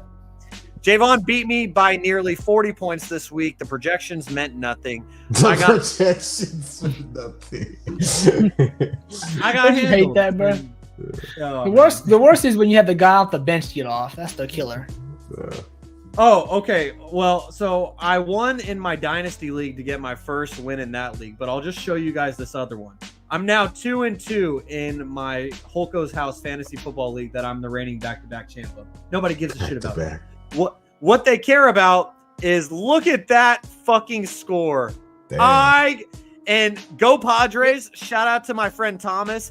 He was the only winless team in this league, and I lost by 117 points to him. And to make matters worse, I traded away AJ Brown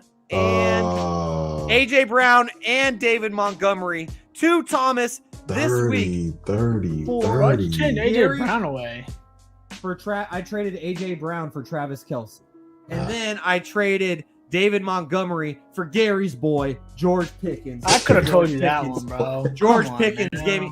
I thought you told me at the beginning of the year that you know not to pick the Steelers as wide receivers. You went through this before with me. Until he put up good numbers in the first 3 weeks, and I was like, hey, all right. Von, I can lie. Sean's a bitch for that one because he literally said, "Oh, gets on Kenny all the time, but the guy throwing him the ball, you don't believe him, but you want to pick the receiver now." That's one of you deserve to lose that one. I ain't gonna lie, you deserve to lose that one. Well, Thomas was not offering AJ Brown or DK Metcalf or Michael Thomas, so I had to pick from the options I had, and I went with George Pickens. And so far, that trade is looking terrible for me. Anyways, the intro music has been running long enough, so much so that it's about to run again. So here we go. It's time to get out of here. Episode 54 of Stats Over Politics. Make sure to give us a like on YouTube. It helps us a lot. And if you like the show, hit subscribe to get notifications when we go live. You can follow us on Instagram and TikTok at Stats Over Politics and on X at Stats or Politics. Make sure to subscribe, rate, and review on all podcast platforms. And if you're enjoying the show, give us 5 stars. We'd really appreciate it as you've been tuned into episode number 54 of Stats Over Politics. For Jaevon, Toddy, Garry Singh, and Kevin Dent, I am your host, Shaun Holko. Thank you for tuning in as the music now is starting again. It's time to go. What's Garry like to say every week? Peace. Oh, no.